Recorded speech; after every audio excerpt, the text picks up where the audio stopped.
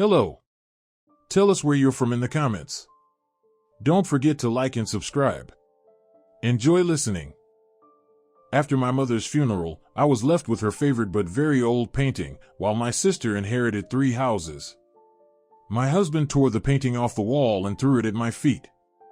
"You and this junk deserve each other," he shouted. The frame cracked. When I picked it up, a key slipped out from the broken wood.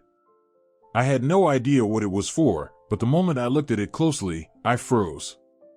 But before all of that, there was the stuffy office of the notary, the smell of old paper, and a thick, tense silence. Only 3 days had passed since the funeral. 3 days that blurred into one long, heavy gray dream. Diana Westbrook sat stiffly on a hard chair covered in cracked faux leather, staring at her hands resting in her lap. She expected nothing.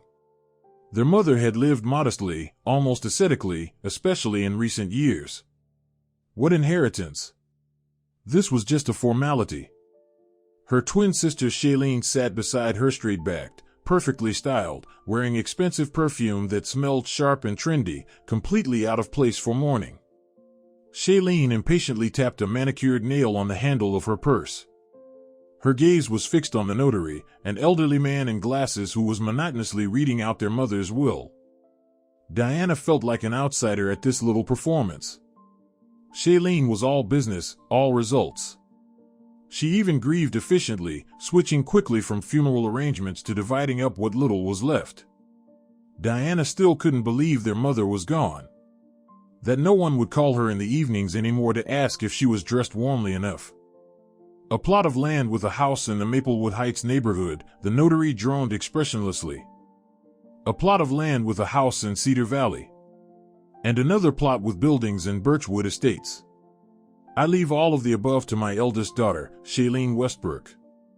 Shailene straightened a little more, just barely. The corner of her mouth twitched into something like a satisfied smile, quickly replaced by a solemn expression. 3 houses. Diana knew them. One was old, from their grandfather, the other 2 their mother had bought in the last decade, calling it a smart investment. Diana had once asked how her modest, retired mother could afford them, but she just waved it off, saying she'd saved all her life. The notary turned the page. A chill ran down Diana's spine. She knew what was coming. Her husband Max, waiting for news at home, would now have all his worst suspicions confirmed. He already thought her mother was odd, and now backslash. To my younger daughter, Diana Westbrook, the notary continued, his voice somehow even duller, I leave the only thing that ever truly mattered to me. The painting Autumn Landscape by an unknown artist, in a wooden frame. Silence fell. Shailene shot Diana a quick, almost dismissive glance. It said everything: pity, superiority, contempt. The painting. That dark, nearly brown from age piece that had always hung above the dresser in their mother's bedroom. The scene was ordinary faded forest, gray sky. Nothing special. Just part of the room, something Diana had known since childhood. Diana nodded silently. She didn't feel offended. Just a bittersweet tenderness. Her mother had genuinely loved that painting. She would often stand in front of it, just staring, lost in thought. Maybe it held memories she never shared. For Diana, it was her mother's final gift, a piece of her. And that meant more than any house. The way home felt endless. The painting wasn't very big, but it was heavy and awkward. Diana held it to her chest, feeling the rough edges of the old frame. She could already picture Max's face. His hopes for some kind of hidden treasure had been almost tangible. He worked as a manager at a construction firm, always chasing status, expensive things, the illusion of success. They had a mortgage to pay. Every penny mattered. And now 3 houses had gone to Shailene. She unlocked the door. Max was pacing in the living room. He froze when he saw her with the painting. Well? His voice was tight, like a stretched wire. Diana set the painting gently by the wall, as if it were something fragile and alive. Shailene got all 3 houses, she said quietly, trying to keep her voice steady. Max stared at her for a moment. His face turned red. "And you?" he asked through gritted teeth. "What did your precious mommy leave you?" Diana nodded at the painting. "This." She wrote it was the most valuable thing she had. Max looked at the dark canvas, then back at Diana. And suddenly he laughed. Loud, bitter, humorless. It wasn't a laugh, it was a bark. "A painting? That smear of nothing? The most valuable? She's mocking us from the grave." He stepped toward the painting. "Max, it's a memory." But he wasn't listening. He was furious. Furious over crushed expectations, over lost dreams of easy money, of selling even one of those properties. He grabbed the painting. Diana tried to hold on. "Let go," he barked. She wasn't strong enough. He yanked it from her grip so hard it flew toward the wall. Then, with a growl like an animal, he raised it above his head and slammed it down on the floor. A loud crack echoed. The painting landed face down. The old wooden frame split at the corner, revealing pale wood beneath. "You and this piece of junk deserve each other," he shouted in her face. Then he turned, snatched his jacket from the hook, and slammed the front door so hard the dishes rattled in the kitchen. Diana was alone in the deafening silence. She sank to the floor beside the wrecked painting. Tears streamed down her cheeks, but she didn't notice them. The pain wasn't from the broken painting. It was from his words. From how easily he crushed the one thing that still connected her to her mother. She ran her hand over the cracked frame. Splinters dug into her fingers. Lifting the painting to check the damage, something small and metal slipped from the split wood and hit the floor with a soft clink. She froze, bent down and picked it up. It was a small, heavy key made of tarnished brass. Old-fashioned, with an ornate bow. Maybe from her mother's jewelry box. Or an old dresser they'd thrown away years ago. Diana turned the key over in her fingers. Just another useless thing, another memory. She was about to slip it into her pocket and forget about it when a beam of light from the window hit it at a different angle. Something was engraved on the flat part of the head. She brought the key closer to her eyes and wiped it with her sleeve. The engraving was tiny, nearly worn off with age, but still readable. An elegant, intricate logo and 2 words beneath it. She read them over and over, not believing her eyes. Her breath caught. Her hands turned cold. Etched into the metal were the words, American Heritage Vault. Everyone in the country knew that name, even though the company hadn't existed in decades. It had been a legendary private vault, where the elite stored their collections, valuables, and things they wouldn't trust to ordinary banks. American Heritage Vault wasn't just about wealth, it symbolized secret, unimaginable wealth. Diana sat on the floor of her apartment, clutching the cold metal in her palm. The world had shrunk to this one tiny key. It couldn't be for some old dresser. It had to belong to something else entirely. A door hiding a secret her modest, quiet mother had kept so well, she entrusted it only to the cracked frame of an old, forgotten painting. Diana was stunned, realizing that the inheritance she received wasn't at all what it seemed. She didn't sleep all night. She sat in the kitchen with the door locked, staring at the small brass key lying on the table. Max never came back. Maybe he went to friends, maybe to his parents to complain about his useless wife and her crazy mother. Diana didn't care. Her whole world, her entire life, had narrowed to this small, heavy piece of metal. She kept picking it up, feeling the cold surface, the raised engraving. American Heritage Vault. It made no sense. Her moth-era quiet, invisible woman who had worked at a library her whole life and that name, a symbol of luxury and hidden power. How could those two worlds have ever crossed paths? Just before sunrise, Diana got up. She had to hide the key and the painting. She carefully lifted the battered canvas off the floor, avoiding the broken corner.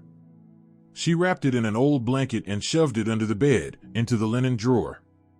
It wasn't the safest place, but she couldn't think of a better one. The key she hid in the most secure spot she knew, her restoration toolkit. among scalpels, bone folders, and glue jars. Max had never touched it. He thought her job was boring, dusty nonsense. She spent the entire next day in a daze. She had to do something. Fear mixed with a desperate hope. What if it was all a mistake? Just an old key from a souvenir box made by the same famous company? But her gut told her no. Her mother wouldn't have hidden something meaningless with such care. That evening, when it became clear Max wasn't coming home again, she sat down at her computer. With trembling fingers, she typed into the search bar, American Heritage Vault Private Storage. The first few links led to historical articles and collector forums. Everything confirmed what she already knew: the company shut down in the early 90s. But then she found a short article in a local business magazine. It said a private company had been established on the grounds of the old main vault, inheriting some of the infrastructure and obligations. The company was called Heritage Capital Storage.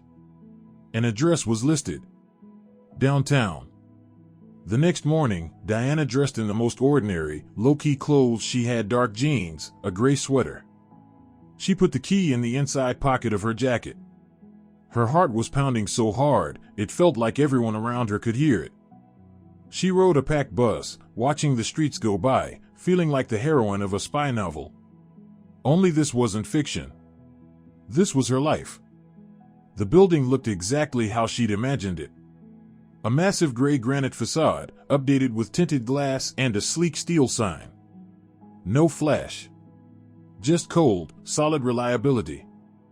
Inside, a security guard sat behind a bulletproof glass desk. "I'd like to," Diana's voice faltered. "I have a key." An old key to a storage box. The guard gave her a blank look. "See the manager. Second door on the right." The manager's office was small but furnished in clean, expensive minimalism. Behind the desk sat an older man in a flawless suit. He looked at Diana over thin-framed glasses. "Yes?" Diana walked up and placed the brass key on the desk. She didn't know what to say, so she let the key speak for her. The man picked it up. His face didn't change. He turned it over in his hands, studied the logo closely. Then he looked up at her, and something shifted in his eyes. Surprise, mixed with a touch of respect. "Where did you get this?" he asked quietly, almost a whisper. "It's an inheritance," Diana replied. He nodded, as if that answer was more than enough. "I haven't seen one of these in, 30 years? We assumed all boxes of this type were either closed or transferred to the state archive as unclaimed property. There's a number on the key. Let's check." He typed something into his computer, peering at the screen. Diana held her breath. "Yes, it exists. Box number 773. Registered under the name Carol Westbrook. Your mother?" Diana nodded silently, a chill running down her spine. "Well, by law, you're the heir. Come with me." He led her through a barred door into the vault. A huge space with high ceilings and endless rows of metal boxes lining the wall, some small, some massive. The air was cold and still, smelling of metal and dust. Their footsteps echoed loudly off the walls. Their box was in a dim corner at the very back. It was covered in a thick layer of dust, untouched for years. The manager pointed to two locks. "One is mine. One is yours." He inserted his key and turned it, then stepped back. "Go ahead." Diana's hands shook so badly, it took her a moment to fit the key into the slot. The old mechanism resisted at first, then gave way with a dry scrape. The click of the lock echoed like a gunshot. She pulled the small metal door open. Her heart stopped with anticipation. She imagined anything: velvet pouches of jewels, bundles of old cash, maybe even gold bars. The stories about the vault fueled her imagination. She pulled out the metal drawer. And the disappointment hit her like a physical blow. It was nearly empty. Frustratingly light. No pouches. No gold. Just a small, stuffed notebook in a worn leather cover, and one single document folded in quarters, yellowed with age. That's it, flashed through her mind. All the secrecy, all the hopes, this entire journey for an old notebook and a piece of paper? She felt like a complete fool. Maybe Max had been right. Her mother really was strange, and all of this was just some sentimental nonsense. She sat down on a low bench by the wall and picked up the document. It was printed on official letterhead in an outdated font. The paper was thick and expensive. Diana unfolded it. At the top of the page was a stamp in the name of a private gallery that no longer existed. Diana started reading the typewritten text, struggling to make out the faded letters. It was a certificate of authenticity and a bill of sale, dated 1928. The document stated that the painting titled Autumn Landscape was in fact a work by the well-known avant-garde artist Wyatt Thornton, under its original name The Last Dawn. It included a detailed description of the canvas, its size, brush technique, and an expert evaluation. At the bottom, in the notes section, it read, "Believed lost during the Great Depression. Authenticity beyond doubt." Diana read it again and again. Wyatt Thornton. She knew that name. A pillar of American avant-garde, whose works sold for millions at auction. Paintings believed to be lost were considered priceless. She set the certificate aside and picked up the leather-bound notebook. It was small, almost like a pocket diary. She opened it. Inside, written in her mother's tight, neat handwriting, were dozens of pages not with words, but with columns of dates, codes, city names, surnames, and abbreviations. A meaningless mess, at first glance. Diana sat there in the cold, echoing vault as her world turned upside down. She looked from the certificate to the strange notebook and it hit her. Her mother hadn't left her a pile of gold. She hadn't left her money. She had left her proof. Proof that the dusty old painting tucked under her bed in an old blanket wasn't junk. It wasn't sentimental clutter. It was a masterpiece the world had been searching for over a century. The real inheritance wasn't in that vault.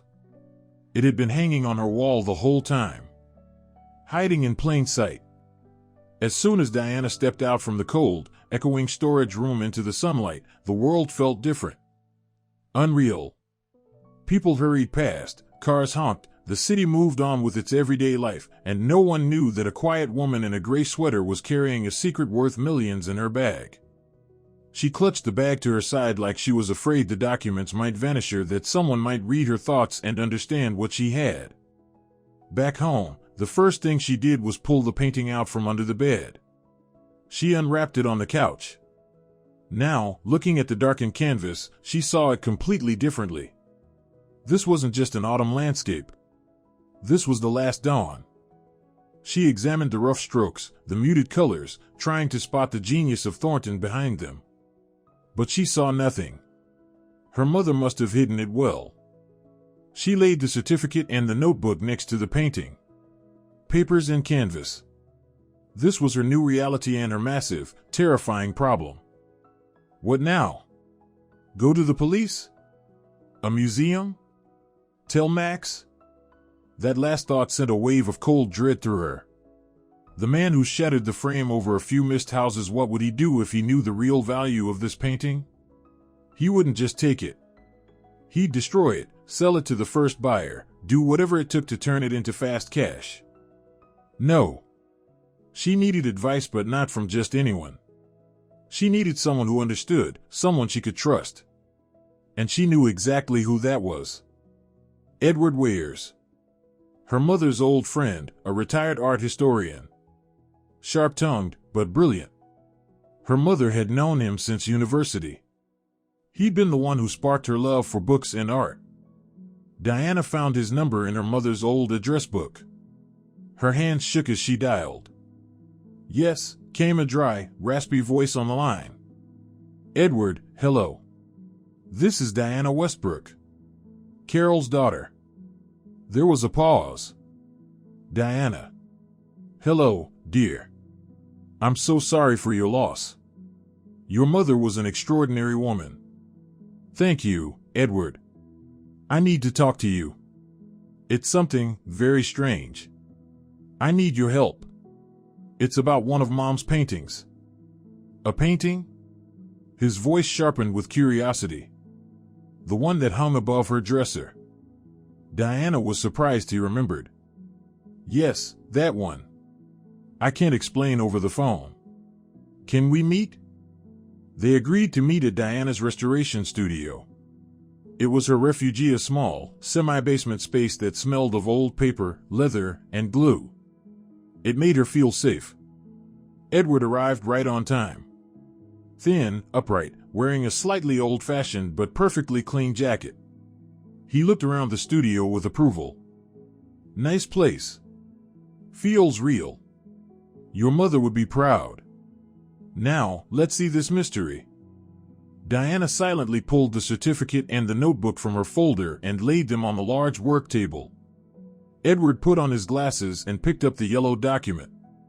He read it slowly, his eyebrows climbing higher with each line. Then he read it again.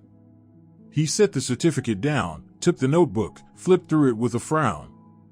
Then he removed his glasses, wiped them with a handkerchief, put them back on, and looked at the certificate a third time. My dear girl, he finally said, his voice hoarse. Do you understand what this is? I think I do, Diana whispered. No, you don't think. Wyatt Thornton. The Last Dawn. Every museum in the world has been searching for it. It vanished during the economic crash in 1920. Everyone believed it was destroyed or smuggled abroad into a private collection no one would ever find. And it was hanging above Carol's dresser. He got up and paced the studio. Now I understand her mysterious trips, her secrets. She didn't just own it. She protected it. These notes in the journal, this isn't gibberish. I'm almost certain it's a record of the painting's movements. It'll take time to decode. He stopped and looked at Diana, serious, with none of his usual eccentricity. Don't tell anyone. Do you hear me, Diana? Not a soul. Not your husband. Not your sister. No one. This isn't just about money. This is serious money. And serious money brings serious problems. I'll help you. But we must be careful. First, we need to verify the canvas quietly. At that very moment, Diana's sister Shailene was driving her shiny luxury car out of the city. She was on cloud 9. 3 houses. She especially liked the one in Cedar Valley, a new, prestigious neighborhood. The perfect place for summer parties. She was already picturing the guest list, her successful friends, key people from her husband's firm. Let them see. Let them envy. Poor Diana with her dusty old painting. Shailene even felt a little twinge of pity. Maybe she'd toss her some money later, after she sold off the oldest lot. She turned off at the familiar gate. The house looked fantastic, 2 stories, panoramic windows, a manicured lawn. Shailene stepped out of her car, breathing in the crisp pine air. She was about to call her designer when the gate opened and a stranger walked toward her. He was in a formal suit, nothing like a security guard or gardener. Shailene Westbrook, he asked politely but firmly. Yes, that's me, Shailene replied with a touch of smugness, expecting someone from the Homeowners Association with congratulations. My name is Fishel. I'm with the Security Department of Progressive Investment Bank. We were notified by the notary about your inheritance claim. Shailene frowned in confusion. What bank? What does a bank have to do with anything? Your late mother, Carol Westbrook, was one of our clients. This property, along with the other 2 in Maplewood Heights and Birchwood Estates, is under mortgage with our bank. It felt like someone had dumped a bucket of ice water on Shailene. Mortgaged? That's nonsense. My mom was a retired librarian. She couldn't have taken out loans on all of this. The man remained calm and professional. Nevertheless, she did. Over the past 8 years, Carol Westbrook took out 3 substantial loans, using these properties as collateral. As of today, the total debt, including accrued interest, he glanced at his tablet, amounts to $27,400,000. No payments have been made for the past 3 months. If the debt is not settled, the bank will be forced to initiate foreclosure proceedings. 27 million. The number echoed in Shailene's head, drowning out every other thought. This wasn't just a house. It was a trap. A financial time bomb left behind by her own mother. All those mysterious expenses, that's where the money had gone. She didn't even remember getting into her car or driving back to the city. Her dream of luxury living had just shattered into a nightmare of colossal debt. Rage and betrayal consumed her. Her mother had tricked her. Handed her a ticking debt bomb while Diana got some worthless painting and zero problems. When she got home, she immediately dialed her sister's number. The ringing felt endless. Yes, Diana answered. Diana, we've got a serious problem, Shailene blurted without any greeting. The house is all mortgaged. Mom took out loans totaling 27 million. Silence. Did you hear me? Shailene yelled. We need to do something. They're going to take everything. I don't know what to say, Shailene. I'm so sorry. Sorry? Shailene shrieked. I don't need your sympathy. We have to sell Mom's apartment. Immediately. It's the only way to cover at least part of the debt. Diana was quiet for a few seconds. Then Shailene heard her voice soft, but unexpectedly firm. A voice she'd never heard before. No. What do you mean, no? Shailene snapped. I'm not selling Mom's apartment. That's her memory, too. I won't do it. Memory? Are you kidding me? You got your stupid painting and now you're sitting pretty while I'm stuck with all this crap? But Diana stood her ground. She murmured something about needing time to think, then hung up. Shailene sat frozen, gripping her phone. Her fury slowly turned into a cold, calculating rage. No? She said no. Her quiet, spineless little sister had suddenly learned to say no? It was bizarre. Unlike her. Where was this confidence coming from? Then something clicked in her mind. The painting. That stupid, worthless painting. Her mother who somehow pulled off a scheme involving millions in loans. Her sister who suddenly had steel in her voice. It was connected. Diana knew something. Something Shailene didn't. Her fingers dialed another number. Her sister's husband. Max would definitely be on her side. Max? It's Shailene. I have bad news and a theory. She quickly explained the debt situation, carefully mentioning Diana's strange refusal. She's acting totally irrational, Shailene said, choosing her words carefully. She's clinging to that painting like a lunatic. Max, I'm telling you Diana's hiding something. Something about that painting. We need to find out what. The call left Diana with a bitter, poisonous chill in her chest. She sat in the quiet of her apartment, feeling the invisible walls closing in. For the first time in her life, she had said no to her sister and meant it. It felt strange. A mix of panic and intoxicating strength. She had refused to sell their mother's apartment, the last piece of safety she had, the only place that still smelled like her. But she knew Shailene wouldn't let it go. And that meant Max wouldn't either. And Max, that was the scariest thought of all. Shailene was predictable in her anger and selfishness. But Max, once driven by greed, was capable of anything. The painting couldn't stay in the apartment anymore. It was too dangerous. That evening, after sunset, Diana wrapped the canvas in the old blanket again. She ordered a taxi, trying to sound casual on the phone. During the entire ride to her small restoration studio, she sat in the back seat, clutching the heavy bundle, flinching at every sharp turn. The studio was her fortress. A semi-basement in an old building with a separate entrance from the courtyard. Max almost never went there. He called it her dusty little cave with disdain. There, under the dim light of a desk lamp, surrounded by book presses and stacks of old cardboard, she hid the painting in a back cabinet, burying it under rolls of conservation paper. It wasn't perfect, but it was safer than leaving it under the bed in the apartment Max once called home. Before she left, she did one more thing. Months ago, after a break-in at her upstairs neighbor's place, she had bought a small motion sensor camera. She had planned to install it at home but never got around to it. Now she unpacked it, turned it on, and placed it high on a shelf among glue jars, angled directly at the door. Just in case.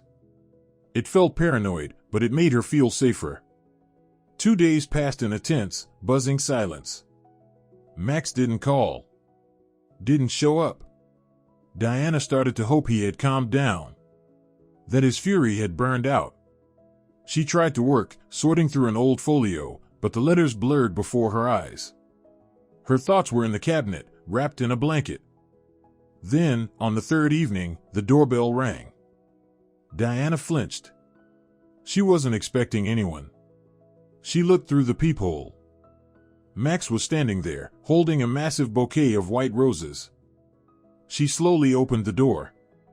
He looked awful. Pale, with dark circles under his eyes, stubble on his face. Like a man who hadn't slept or eaten in days. "I'm sorry, Diana," he said hoarsely. "I was out of line.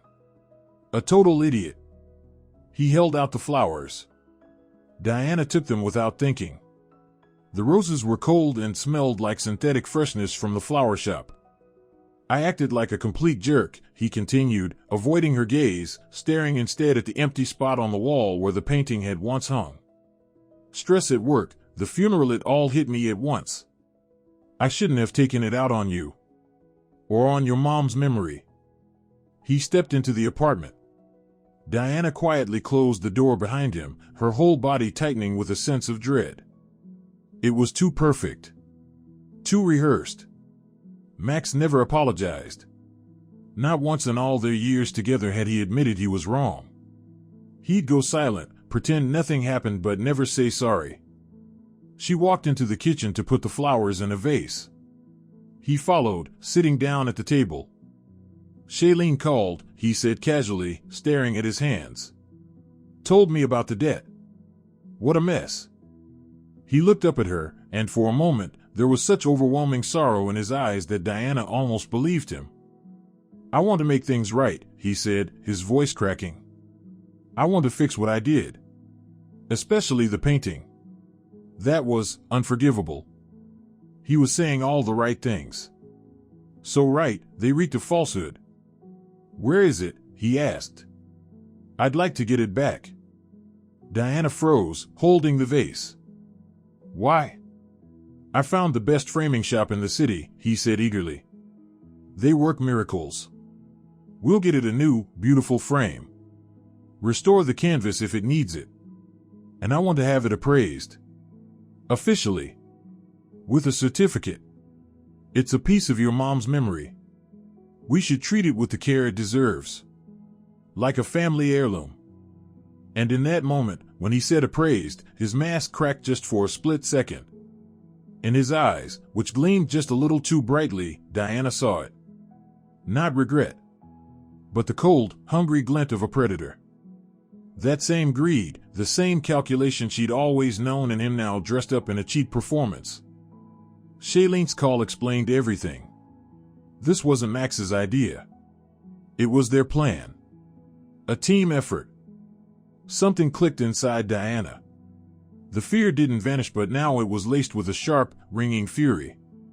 She placed the vase on the table. Water splashed over the rim, but she didn't notice. "Thank you, Max," she said as calmly as she could. Her voice was steady. "That's very thoughtful of you. But I've already taken care of it." He blinked, surprised.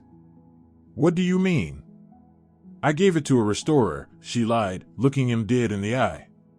2 days ago. The one my mom always trusted. He's old school. Very reliable." His smile froze, then slowly faded into a tight, forced grimace. "Oh. I see." His tone shifted. "Well. Good. That was smart. As long as it's safe." He stood up abruptly. The show was over. All right then. I should go. Got work to do. Shailene's debts won't pay themselves, he said with a crooked smirk.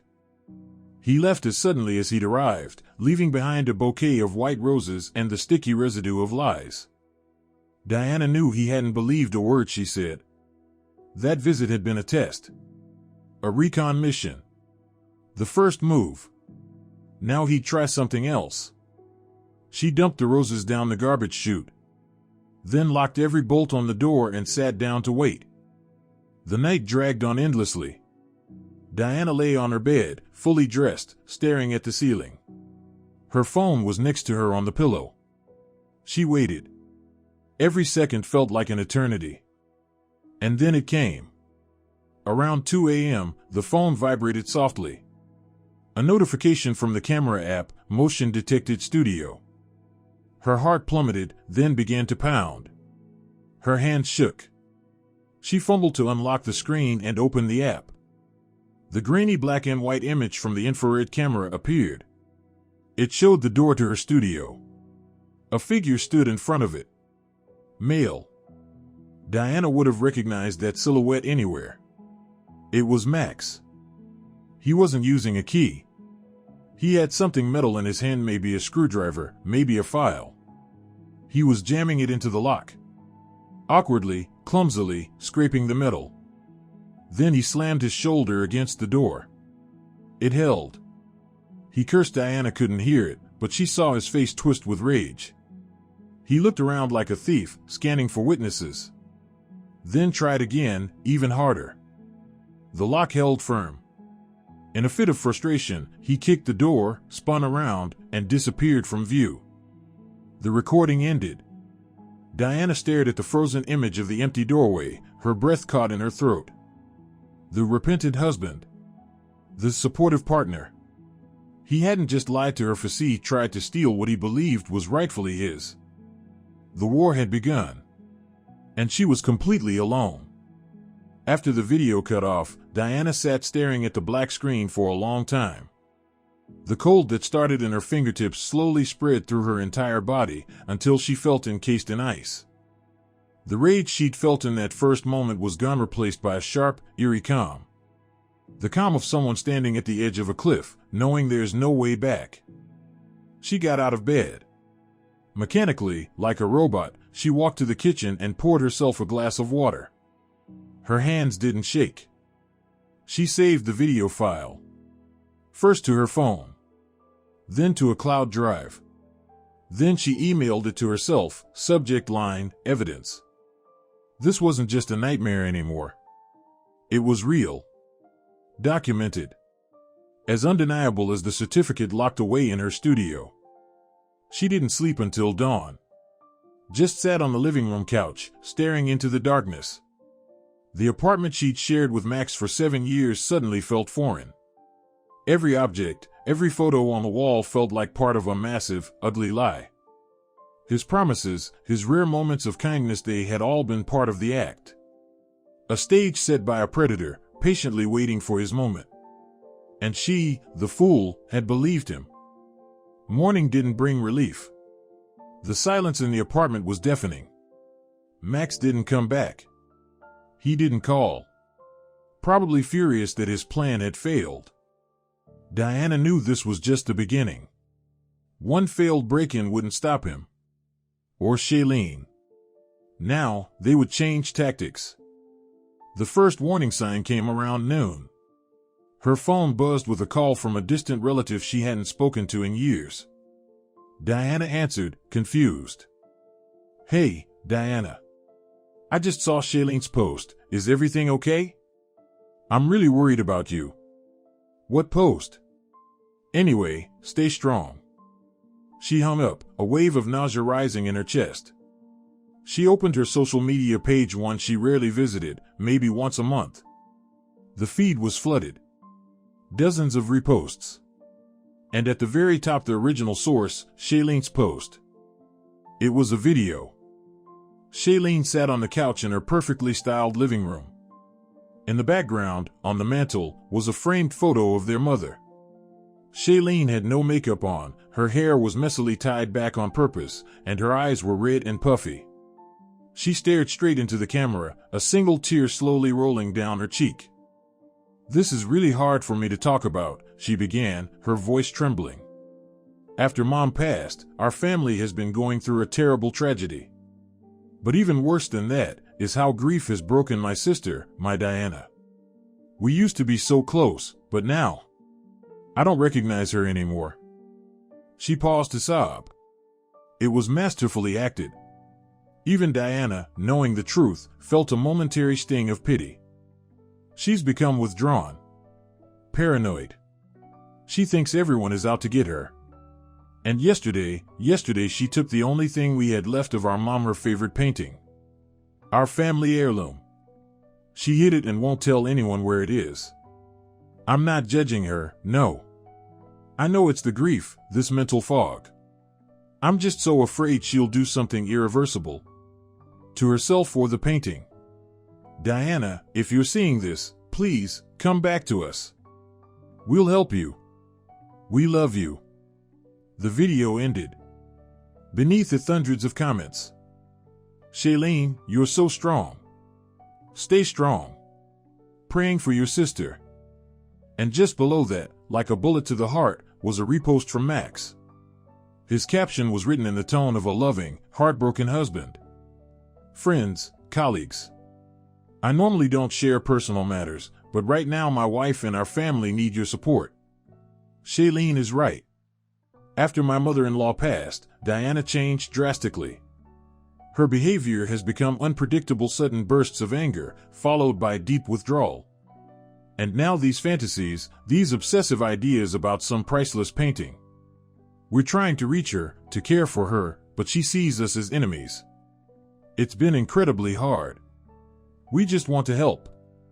Diana stared at her phone screen. The air around her thickened, like molasses, making it hard to breathe. This wasn't just a lie. It was a cold, calculated attack. They weren't just trying to make her look unstable, they were building her a reputation. A persona. Of a disturbed, mentally unwell woman suffering from delusions and unpredictable behavior. And then her phone exploded with notifications. Messages poured in, one after another. Dozens of them. From mutual friends, old classmates, Max's co-workers, Shailene's social circle. Hypocritical sympathy mixed with thinly veiled curiosity and judgment. Diana, hang in there. Grief is a terrible thing. Don't shut yourself off. I know a great therapist if you want to talk. Why are you being like this with Shailene? She's just worried about you. Just return the painting and don't make it worse. Each message was a slap in the face. They turned her private grief into a public spectacle. Flipped her life inside out and put it on display for all to gawk at. She muted her phone, but the screen kept lighting up, casting flashes of cold light onto her frozen face. She had to get out. Buy bread, milk. Do something normal to remind herself that the world hadn't collapsed. She threw on a jacket and stepped outside. The nearest grocery store was right in her building, on the ground floor. A tiny shop where she knew every cashier, and they all knew her. At the checkout, she ran into Mrs. Patterson from the 5th floor. Usually warm and chatty, always ready to gossip about weather or prices today, she froze when she saw Diana. Her smile vanished. She looked at her with a strange mix of pity, fear, and something that felt like disgust. "Hello, Diana," she said quietly, almost in a whisper. Then, without waiting for a reply, she clutched her grocery bag tighter and hurried out. Diana stood there in the middle of the store, her face burning. It was done. They had succeeded. The rumor had already spread through the building, through the whole neighborhood, probably. She felt the stares of other shoppers. Heard the whispers behind her back. In one moment, she'd gone from grieving daughter to local lunatic. Dangerous. Unstable. She left her basket between the aisles and bolted outside. Humiliated. Furious. Lost. She wandered the courtyard, her thoughts a blur. And then, through the fog of despair, a terrifying realization hit her. This wasn't just revenge. This wasn't just pressure to hand over the painting. This was something far worse. This was preparation. They were laying groundwork. Piece by piece, they were crafting an image of her as mentally unfit. All those words, unstable, delusional, unpredictable, they weren't just insults. They were legal terms. They were getting ready to go to court, to guardianship services, to declare her unfit to make her own decisions, to strip her not just of the painting but of her legal personhood, to take everything, even her right to live her own life. The attack had shifted from physical to psychological, from theft to total erasure. The weight of their plan hit her like a blow to the chest. She stopped in the courtyard, gasping for breath. The shame she'd felt moments ago was replaced by a cold, primal fear. They didn't just want the painting. They wanted to erase her, call her insane and seize control of her life. And the world, God help her, believed them. They believed the polished social media post, Shailene's tears, Max's caring husband act. Right then, she knew doing nothing meant losing. Hiding in her apartment, silencing her phone, avoiding the neighbors, that was exactly what they wanted. Isolation was part of their trap. She had to act. And the only person she could trust was Edward Wayers. She didn't go home. She flagged down a taxi and went straight to his place. She didn't call. She was afraid her phone was being monitored. That thought no longer felt paranoid. He opened the door to his professor's den of an apartment, packed with books up to the ceiling. One look at her face, and he didn't ask a thing. He just led her to the kitchen, poured her a glass of water, and placed a valerian tablet on the table. "Drink," he said shortly. "Then talk." Diana told him everything. Max's late-night visit, the security footage, Shailene's video, the flood of messages. She spoke in fragments, jumping from one thought to another. He didn't interrupt, just listened, his face growing darker by the minute.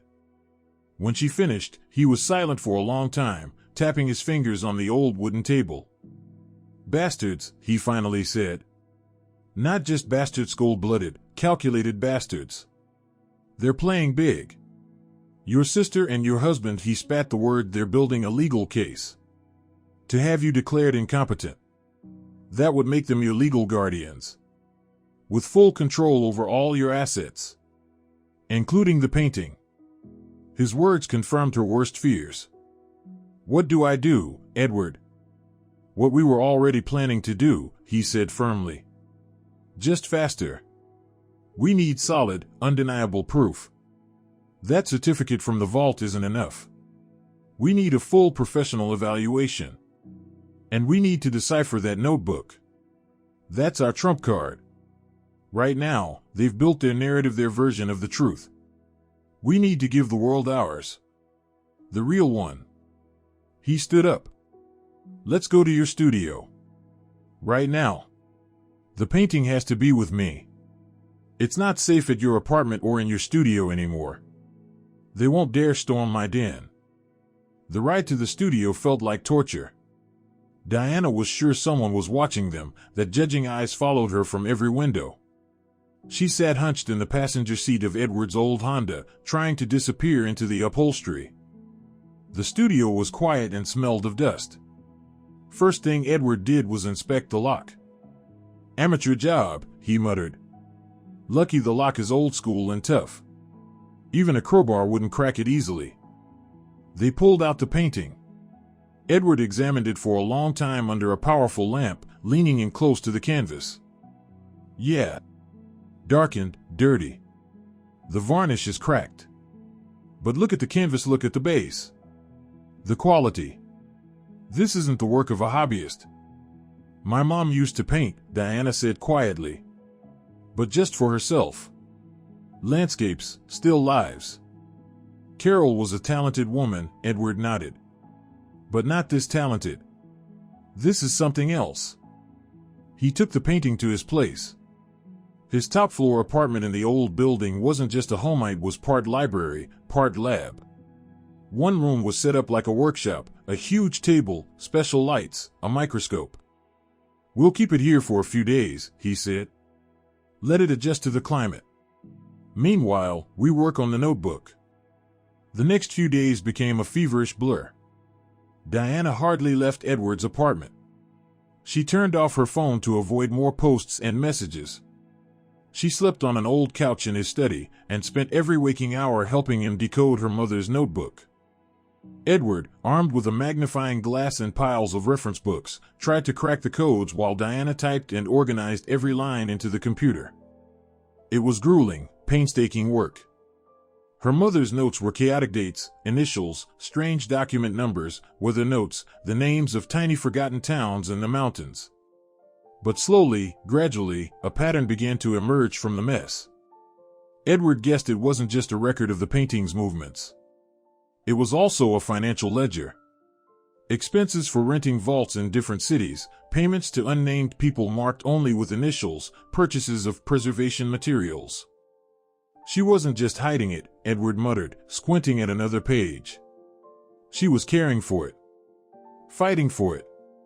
That's where the money went, Diana. That's what the loans were for. Not for herself for it. He nodded toward the room where the painting was kept. On the third day, Edward said, "That's it.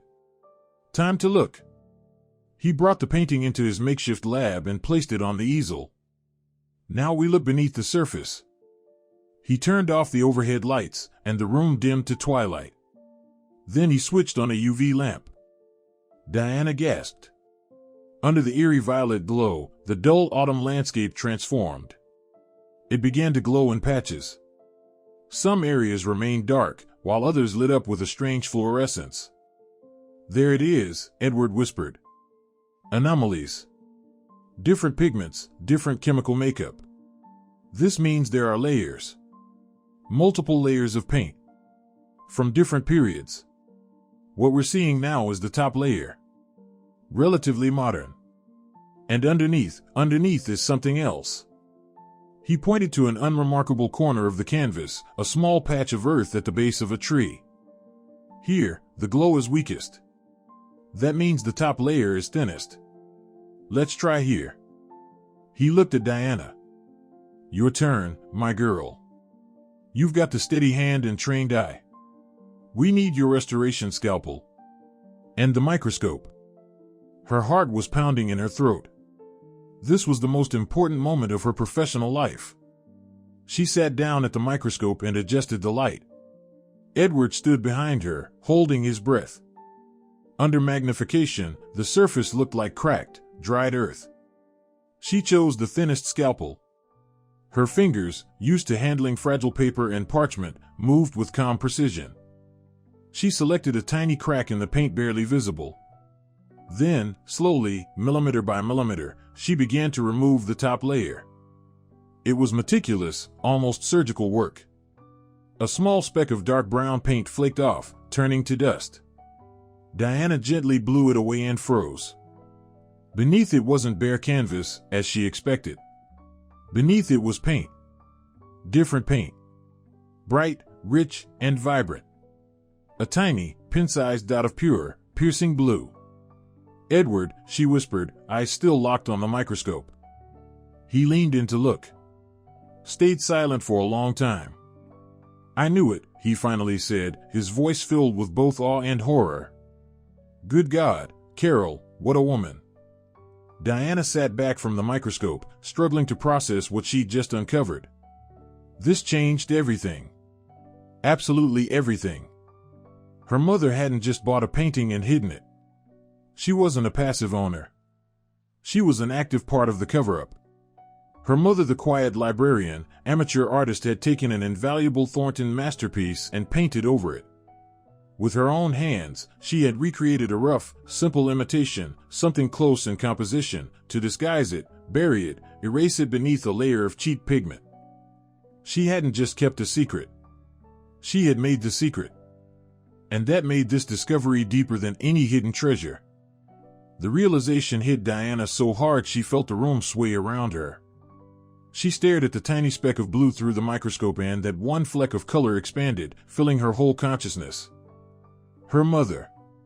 Her quiet, Modest Mother, the woman who taught her how to mend old bookbindings, had done this. Was it an act of vandalism? Or salvation? She painted over it, Diana whispered, pulling back from the scope. Yes, Edward said slowly, taking off his glasses and rubbing his eyes. She didn't just hide it. She gave it camouflage. Made it invisible. She sacrificed one painting to save another. That's an act of incredible courage. And despair. He sat back down at the table, where the pages from her mother's notebook were spread out. Those once chaotic scribbles now took on a new, ominous meaning. Now it makes sense why she documented all those paint and solvent purchases so carefully. I thought it was for restoration or preservation. But she was making a fake. A fake to hide the original. For Diana, this was another earthquake. The image she had of her mother, already shaken to its core in the past few days, crumbled into dust. Her mother hadn't just been a keeper. She'd been a fighter. She'd fought her own secret war, alone, and not even her daughters had known. And the debts Shailene saw as betrayal? They were the price of that war. But why? Diana asked, staring at Edward. Why go through all that trouble? Why not just hide it better? Because at some point, hiding wasn't enough. Think about the economic crises, house raids, asset seizures. A painting of that caliber, even sitting in a closet, could be a death sentence. But this was just a dull landscape, a sloppy piece by some unknown artist, nothing to interest the authorities. She wasn't just protecting the painting. She was protecting herself. Maybe even her family. Edward went back to the notes. Now that they had a key to decode them, everything moved faster. He focused on the earliest entries, written not in her mother's hand, but a man's. Probably her grandfather's. Diana's mother's father. Here, he said, pointing to a line. A name. It appears several times in the beginning. Fischel. And the initials, NP. Edward froze. He stared at the name as if it were a venomous snake. Fischel. Nathan Phillips Fischel. No way. He jumped up and started frantically pulling heavy volumes from his shelves, books on American industrial history. There it is, he shouted, opening one of them. The Fischels. Major industrialists, philanthropists, collectors. Owned steel mills, mines. Their avant-garde art collection was one of the best in the country. Then they vanished. The whole family. Lost everything during the Great Depression. Their estate was auctioned off, looted. Some of their paintings ended up in museums. But the most valuable ones just disappeared. Diana listened, a cold dread crawling over her. The painting wasn't just priceless. Was it stolen? Or, what are you saying, Edward? That my grandfather stole it? No, he said sharply. I don't think so. From what these notes show, he wasn't a thief. He was a guardian. Most likely, the Fischels saw what was coming and entrusted the painting to him. Gave it to the one man they trusted most. Then, they were gone. And your grandfather and later, your mother were left holding something priceless. Something they couldn't return and couldn't safely keep. They became prisoners of someone else's legacy and their own sense of honor. That version was even more terrifying. It was one thing to own something priceless. It was something else entirely to carry the burden of it for generations. But the story wasn't over. Edward made a few calls, tapping into his old network. Colleagues in major museums, old-school antiquarians. He spoke quietly, vaguely, asking indirect questions about the missing Fischel collection. And 2 days later, he got his answer.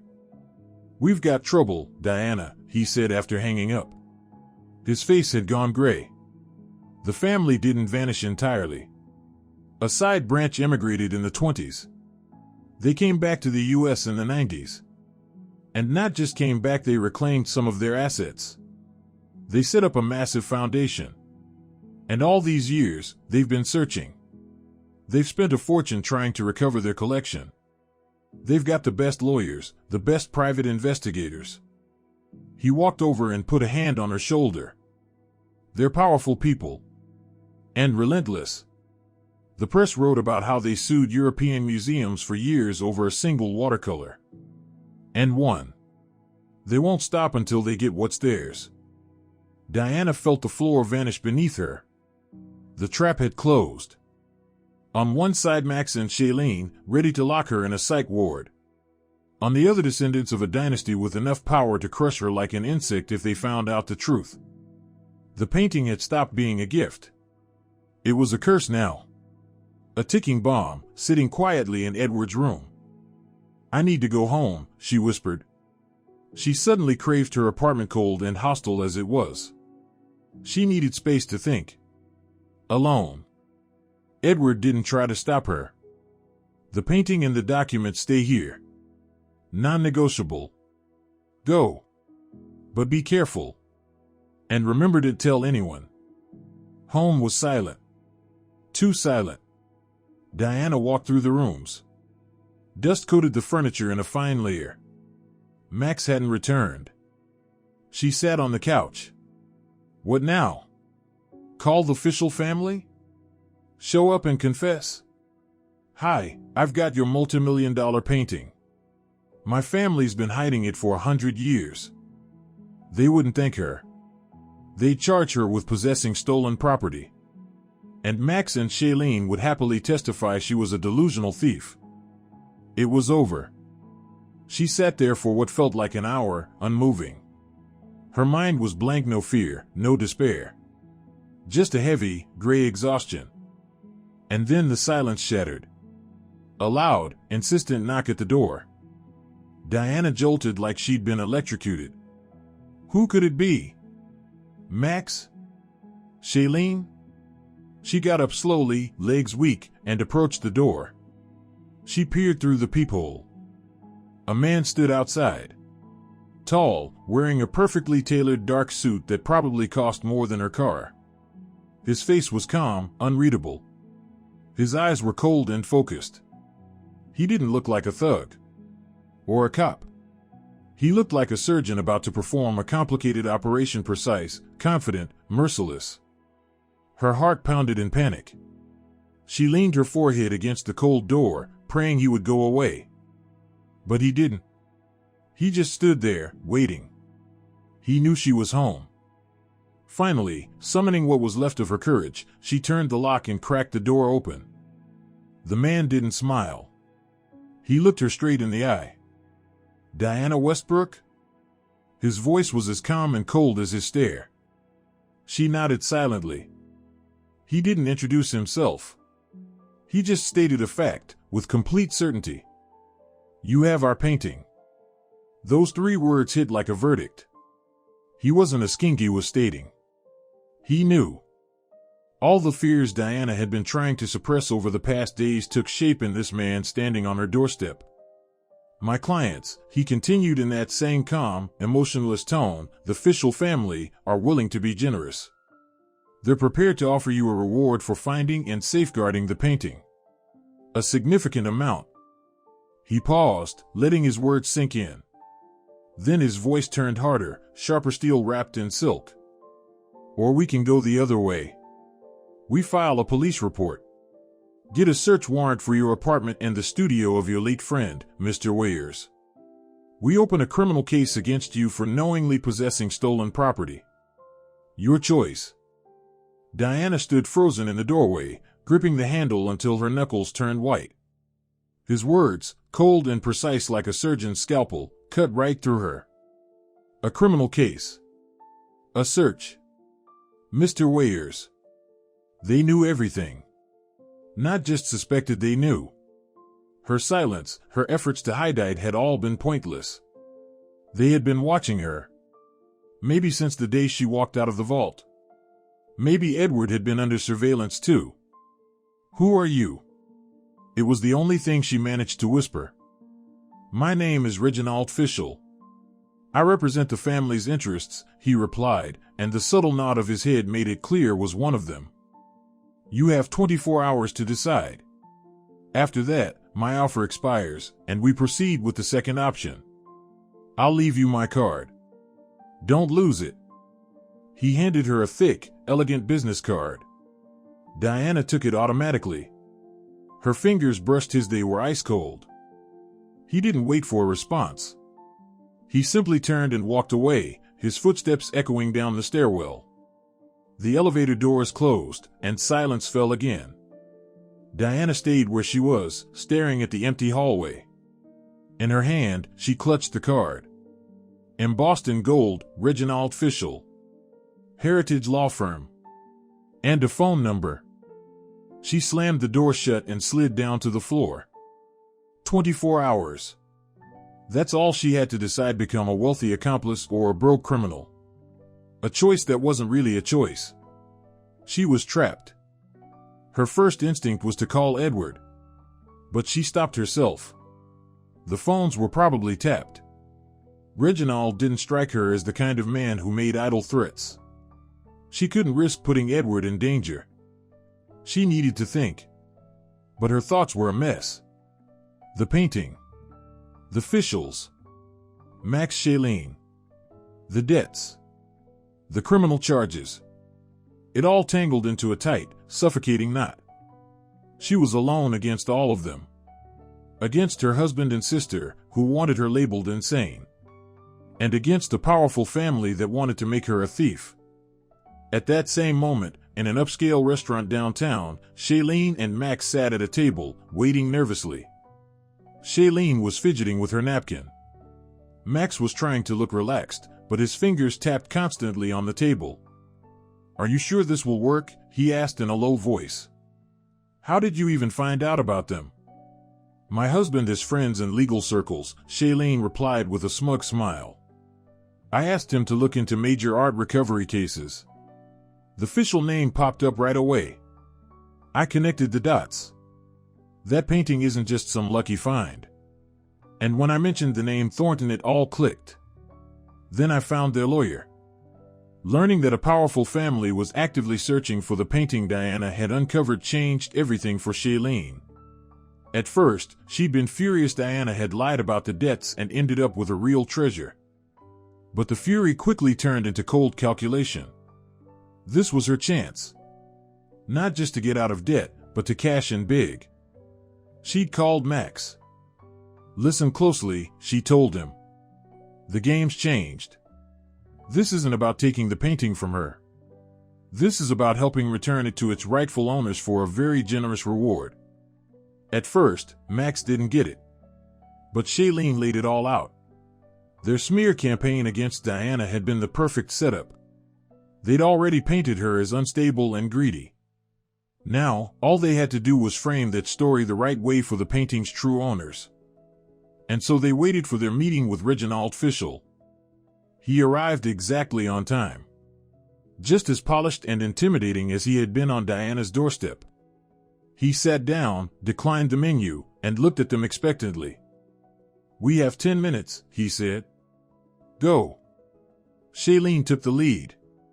She slipped into a new role now, not the dramatic sister, but the sincere, concerned family member worried about the family's reputation.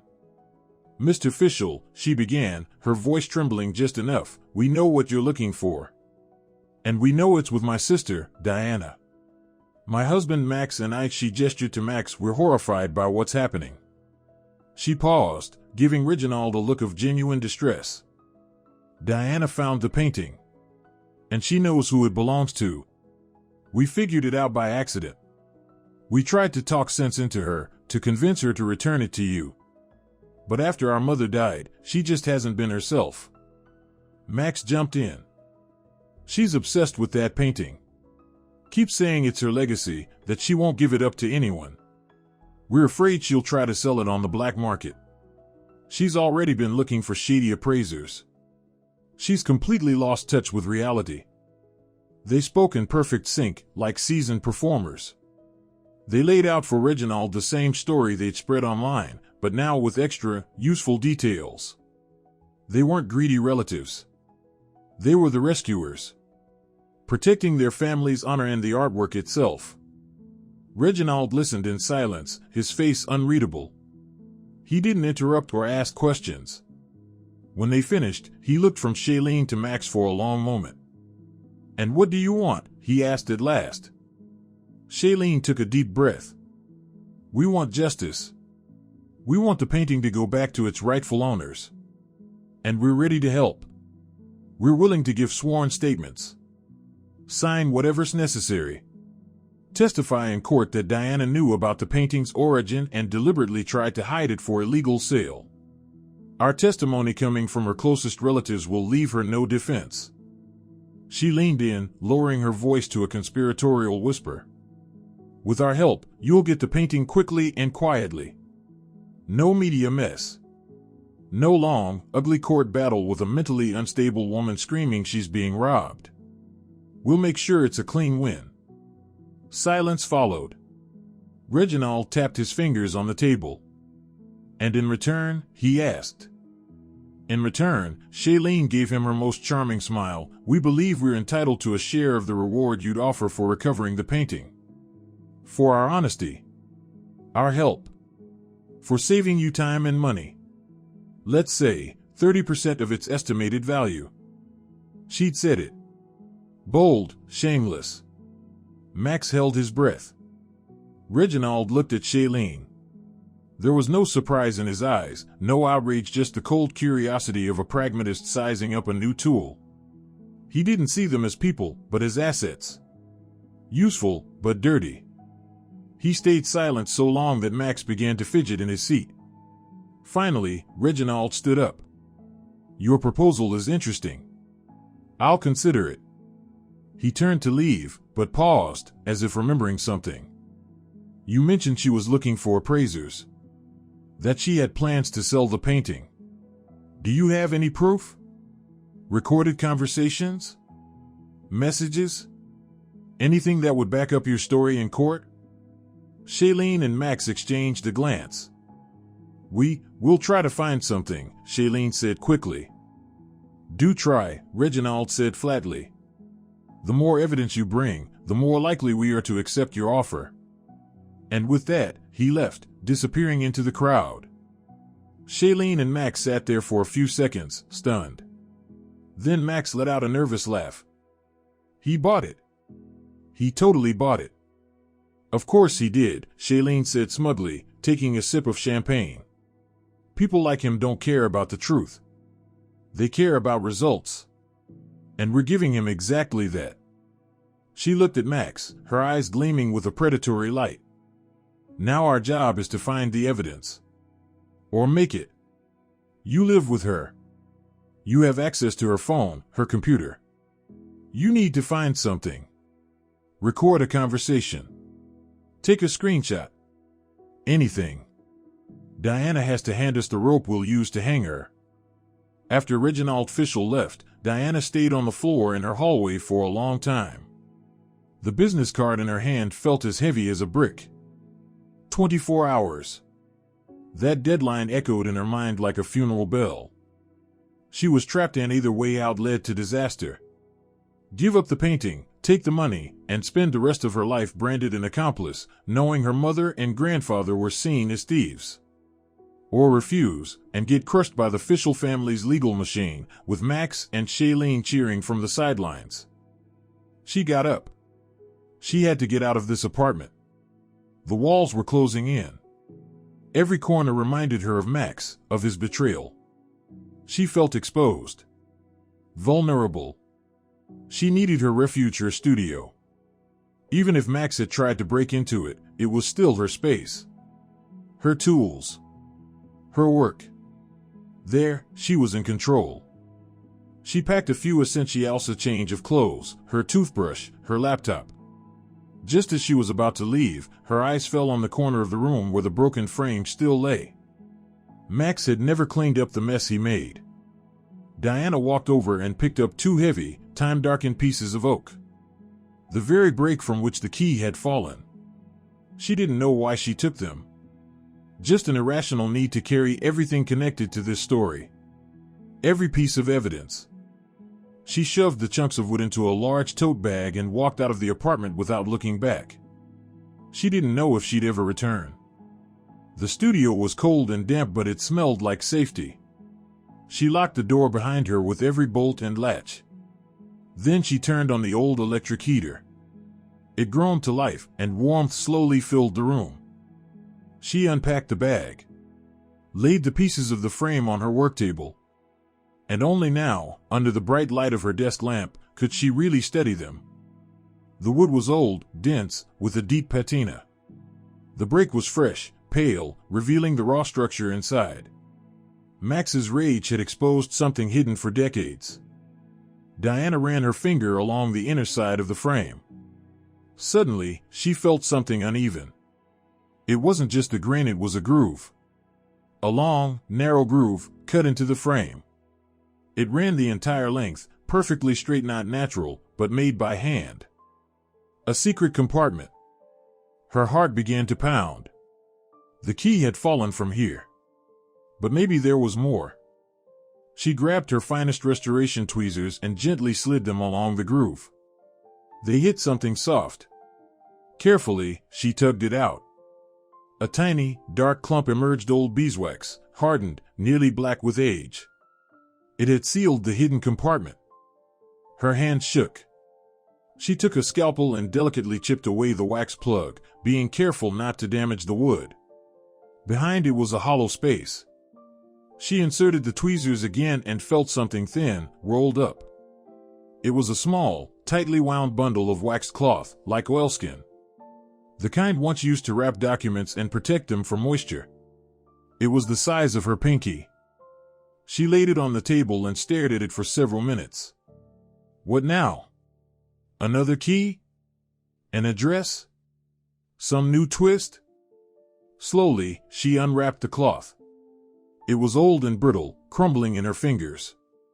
Inside was a tiny piece of paperno, several thin sheets, written on both sides, torn from a tiny notebook. The paper was so aged it was almost translucent. Diana unfolded the first page and she knew it instantly. That tight, slanted handwriting, like beads on a string. It was her mother's handwriting. A diary. A tiny, secret diary. And the first line, the very first date, made her stop breathing. It was dated 1 week after she and Shailene were born. She began to read. Her mother's words, written 40 years ago, came alive in her head, spoken in that familiar calm voice. The officials entrusted my father with their greatest treasure. Now that duty is mine. I must protect the last dawn. Not for myself, but for the day when justice can return. This painting is not our property. It is our honor. Diana read that line again and again. Every word struck deep. Not property. Honor. That was it. The answer she'd been searching for. The key more important than any brass wand from a vault. Her grandfather wasn't a thief. Her mother wasn't a fraud. They were guardians. Soldiers on a post they never asked for but never abandoned. She frantically opened the next pages. These weren't daily entries, but notes from key moments in her mother's life. Sold grandma's earrings today. Need the money for a new frame. The old one's falling apart. Scared. Feels like I'm being watched. But I must continue. Another move. Took the painting with me. I can't leave it behind. It would be like leaving a child alone. I'm so tired. Sometimes I just want to take it to a museum and be done with it. But I can't. I gave my father my word. And he gave his to them. Today, Diana asked about the painting. Said it was beautiful. Shailene said it was gloomy and boring. They're so different, my girls. Which one will understand? Who can I trust to pass this on? Or must this burden die with me? The last entry had been written just a year ago.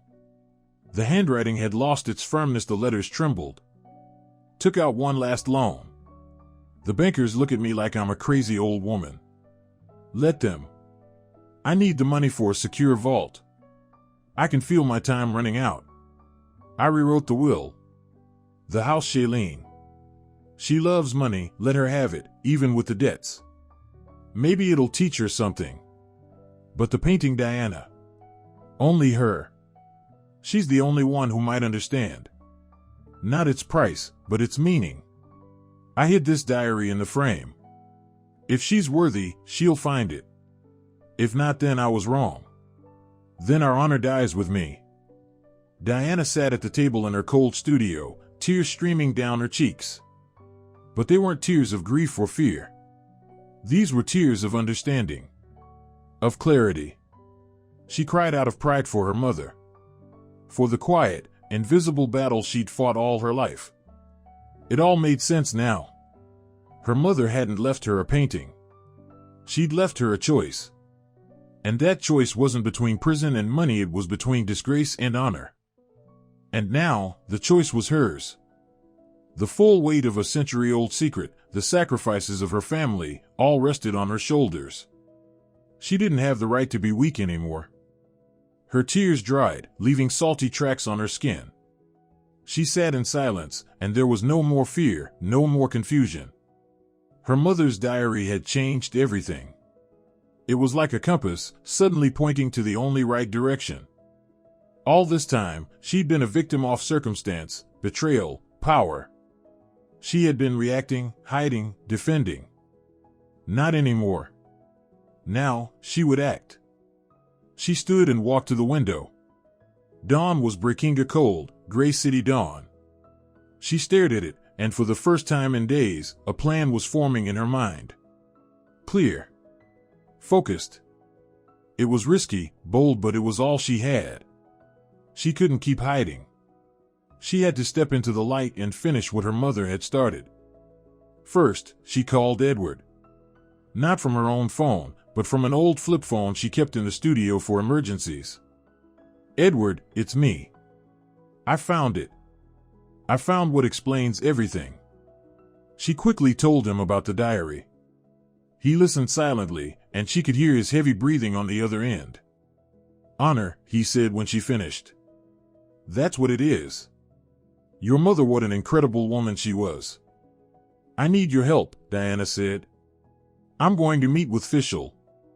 But on my terms. And I need you to play a part. She explained her plan. He paused. That's dangerous, Diana, he said. You're playing with fire. I have no choice. I have to do this for my mother. All right, he said after a moment. I'm with you. Tell me what you need. Then came the hardest part, calling Reginald Fischel. She pulled out her main phone, untouched for days. She turned it on. Dozens of missed calls and messages flooded the screen. She ignored them. Found the number from his card and dialed. She knew this call was probably being monitored. Not just by Fischel. Max was surely spying on her too. That's exactly what she was counting on. The line picked up instantly. Reginald Fischel, came that familiar cold voice. Mr. Fischel, this is Diana Westbrook, she said as calmly as she could. Her heart was pounding, but her voice was steady. I've thought about your offer. And I want to meet. But not just with you. I want to see the head of your family, the heir. And I want my expert, Edward Wayers, to be present. I have new information. Very important information. There was a pause. All right. That's reasonable, Reginald said. I'll inform you of the time and place later. There's one more condition, Diana added, and this was the most important part of her plan. I want my sister Shailene and my husband Max to be at the meeting. Another silence this time, longer. Reginald hadn't expected that. Why, he asked, and for the first time, she heard surprise in his voice. They're part of this story. They need to hear everything. Without them, there's no meeting. I understand, Reginald said slowly. Agreed. The first part of her plan was complete. Now came the second, the riskiest. The trap for Max and Shailene. Diana waited half an hour. She pictured Max, receiving a ping that she'd called Fischel, now anxiously wondering what would come next. She had to give him exactly what he wanted, proof. She called Edward again, this time from her smartphone. She spoke loudly, nervously, making sure anyone listening would hear her desperation and greed. "Edward, I just spoke to that official. They're willing to meet. But I know they're up to something. They want to steal it, offer me a token reward, and take everything." She paused, breathing hard into the phone. "It's not fair. That painting is mine. My mother left it to me. I'm not giving it away for peanuts." Edward played along, grumbling in outrage. "We need our own appraiser, Edward," Diana nearly shouted. "An independent one. I don't care about their official museums. I want the real value. Black market, private auctions, whatever it takes. You know people like that, right? Someone who can tell me how much I can actually get for it if I sell it quietly." She kept talking, going on about made-up collectors and hush-hush auctions. Every word was bait, perfectly crafted bait. She painted the image of a greedy, scared woman willing to commit a crime to keep what was hers. Exactly the persona Max and Shailene had crafted around her.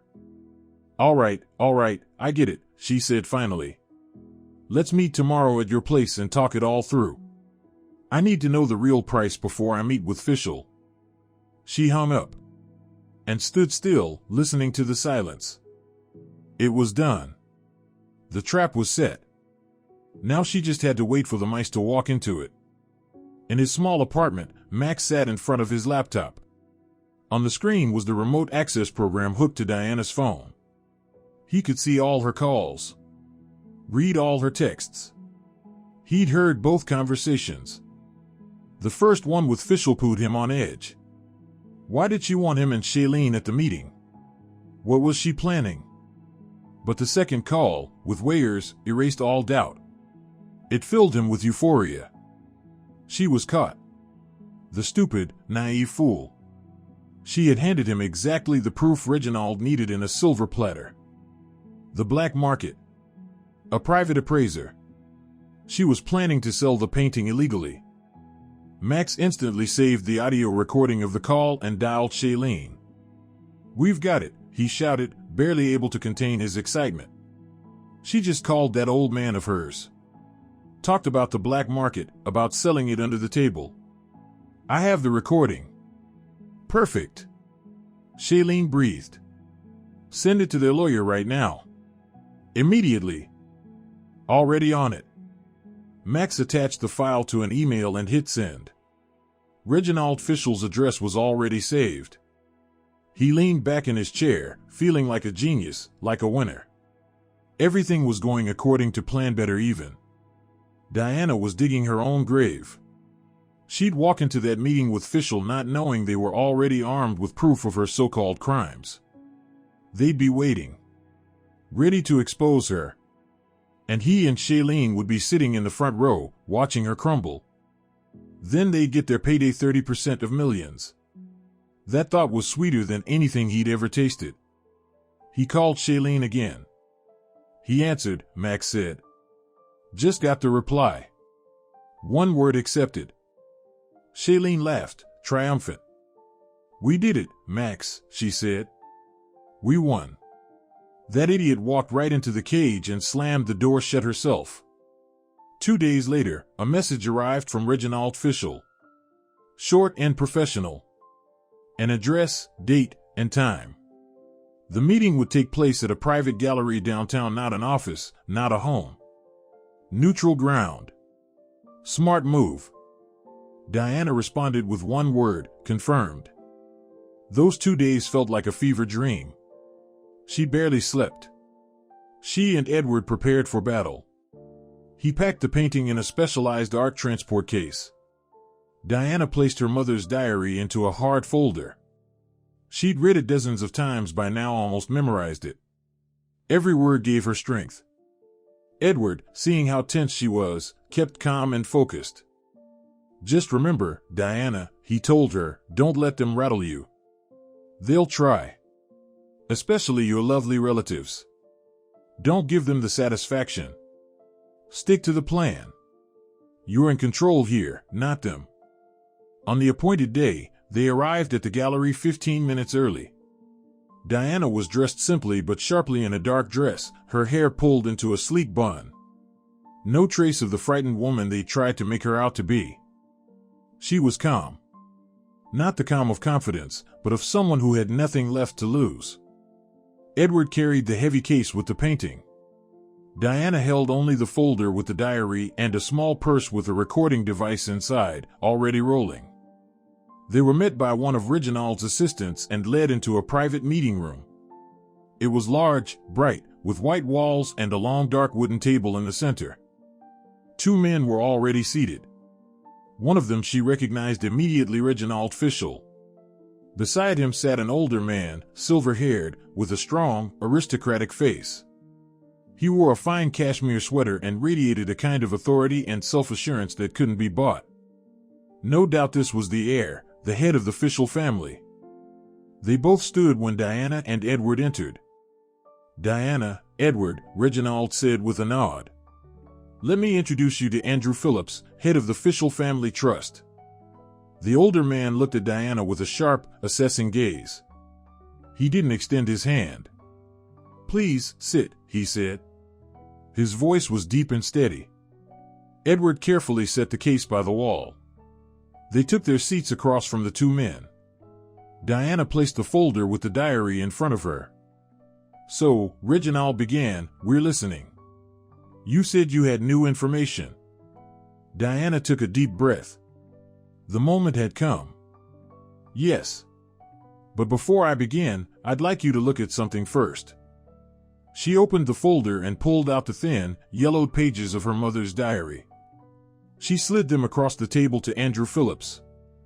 "This is my mother's diary, Carol Westbrook. I think it'll explain things better than I ever could." Phillips gave the pages a skeptical glance, then looked at Reginald. Reginald offered the faintest shrug. Phillips put on his glasses and picked up the first page. He started reading. Diana waited silently. She watched his expression shift from doubt to surprise. He moved through the pages slowly, his brow furrowing deeper with each one. When he reached the final entry, he set the papers down and removed his glasses.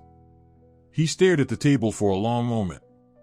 "My grandfather," he finally said softly, looking at Diana, "trusted your grandfather like he trusted himself.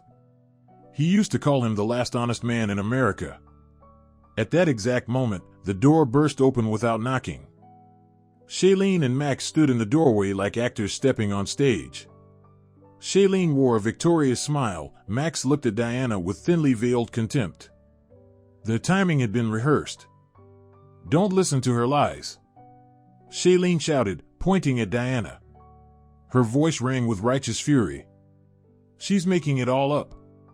That diary's a fake." Max stepped forward, standing beside her. "She's trying to play the victim, act all innocent. But the truth is planned to sell the painting. We have proof. She's a thief. A fraud."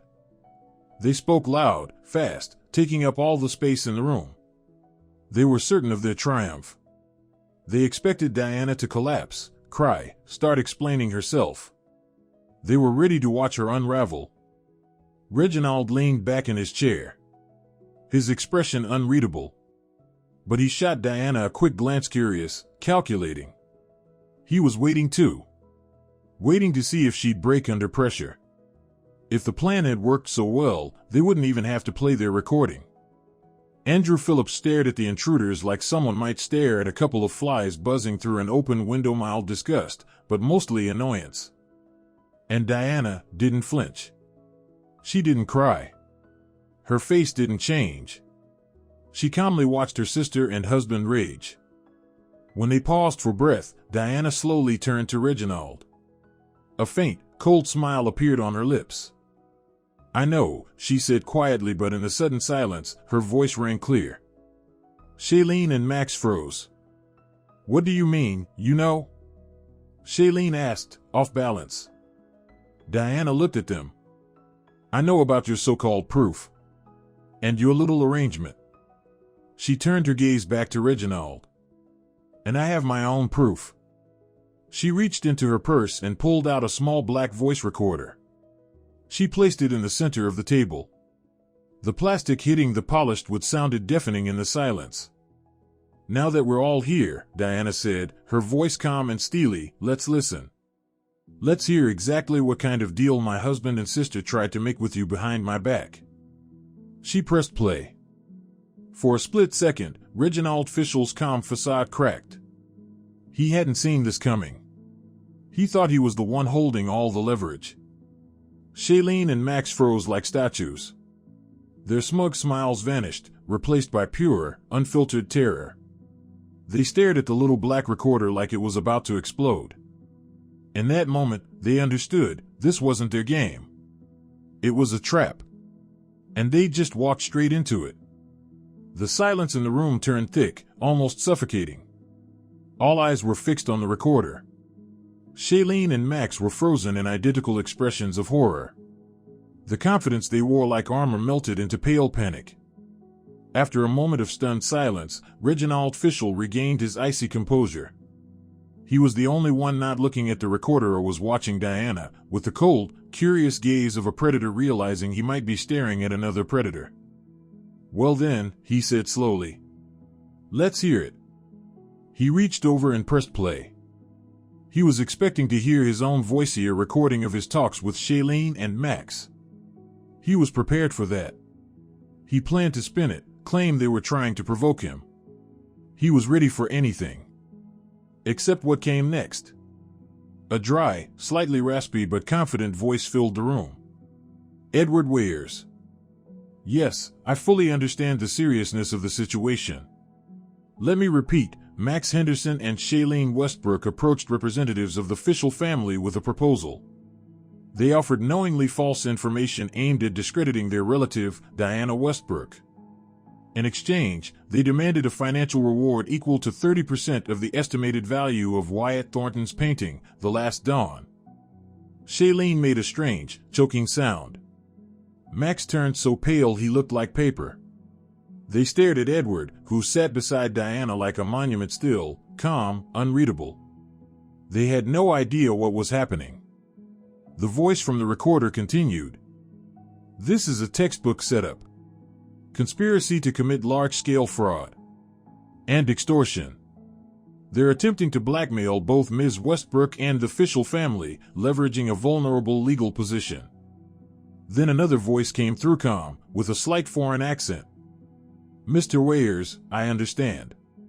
As an official representative of the International Association for Art Crime Prevention, I confirm that an investigation into Mr. Henderson and Ms. Westbrook has already been initiated. We will contact local law enforcement. Thank you for your timely report and civic responsibility." The recording ended. The final words of the foreign investigator hung in the air like a thunderclap. Diana reached forward and calmly turned off the recorder. Reginald Fischel's face turned to stone. His narrowed eyes locked onto Edward. He understood now. He understood he'd been played from the start. He thought he was the one moving the pieces. But he was just a piece himself in someone else's far more complex game. He believed Diana had come to him desperate, weak. That old Edward Weyers was just emotional backup, some sentimental relic from the past. He never imagined that quiet old man was her shield, her weapon. That while he was negotiating with Max and Shailene, Edward was documenting their crimes on an entirely different level, not petty family scheming, but international law. Diana hadn't stooped to collecting blackmail. She didn't play their dirty game. She reported the crime to the one authority people like Reginald respected and feared far more than the local police. Andrew Phillips, the head of the Fischel family, turned to Edward. There was no arrogance left in his eyes. Only respect. "Edward," he said, his voice changed, "I believe we met at a conference in Zurich 10 years ago. I remember your lecture. You've always had an impeccable reputation." Edward gave a modest nod. "I'm just doing what's right, Andrew. Honoring the memory of my dear friend and protecting her daughter." Then, slowly, every gaze in the room shifted to Shailene and Max. They stood in the center like wax figures. Their brilliant scheme, their anticipated payday, all of it shattered in an instant. They were caught. Not just in a lie but in a criminal act, recorded and reported. They had walked into this room ready to testify against Diana and ended up the main defendants in a case they hadn't even seen coming. Max recovered first. He took a step toward Reginald, his face twisted in a pathetic, pleading grimace. This is a misunderstanding," he stammered. "We didn't mean it like that. She set us up. She provoked us." "Yes." Shailene jumped in, her voice rising to a shriek. "She's insane. She's manipulating everyone. We just wanted to help." No one was listening. Reginald Fishel looked at them with icy contempt. He saw them now for what they were, not just small-time scammers, but toxic liabilities. Getting involved with them meant stepping into an international scandal. And he wanted no part of it. "Out," he said softly, but the word cracked like a whip. Max and Shailene froze. "What?" "Out," Reginald repeated, no longer hiding his disgust. "Both of you. If I hear your names again in connection with this matter, I will personally ensure that the file we just heard is pursued to the fullest extent of the law." Understood? They understood. They were done. Thrown out like trash. Humiliated. Defeated. They backed away toward the door and left. Their great scheme ended in a total, crushing failure. Once the door closed behind them, silence fell over the room again. Andrew Phillips turned to Diana. "My apologies for that unpleasant scene," he said. "And for my lawyer's methods. It seems we all underestimated you, Diana." Diana nodded quietly. She didn't feel triumph. Only a bitter kind of emptiness. But she knew she had done what needed to be done. She hadn't just defended herself. She had defended her mother's honor. When the door closed behind Max and Shailene, the tension in the room finally lifted. Andrew Phillips Fishel gestured for Diana and Edward to take their seats again. Reginald stood by the window, his back to them, clearly shaken by his tactical defeat. "Diana," the head of the family began, and his tone now wasn't just polite, it carried deep respect. "I've read your mother's diary. I'm stunned. What your grandfather did, and later your Margaret's. In our times, people like that hardly exist anymore. For nearly 100 years, your family didn't just protect a painting. You protected our family's honor. I have no words to express my gratitude." He paused. "We will, of course, compensate you. Generously.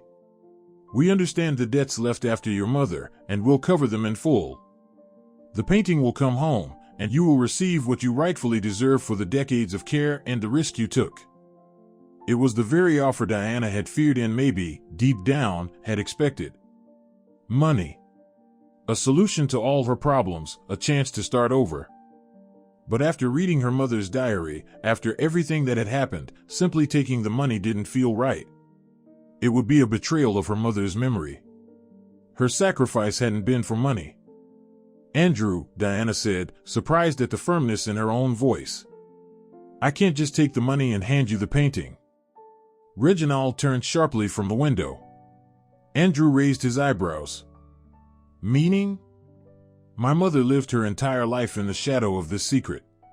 She gave up everything to fulfill her duty. Max and Shailene tried to paint her as a thief and me as crazy.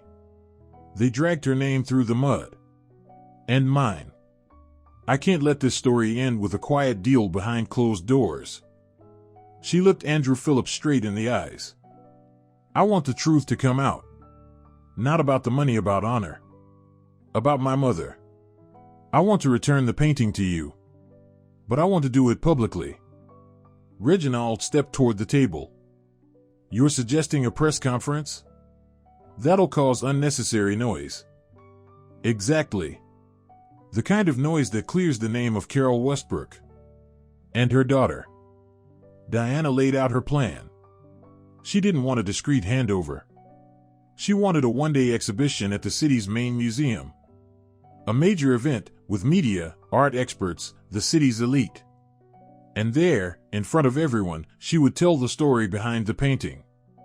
The story of the Fishel family and the Westbrooks. And there, publicly, she would return the masterpiece to its rightful owners.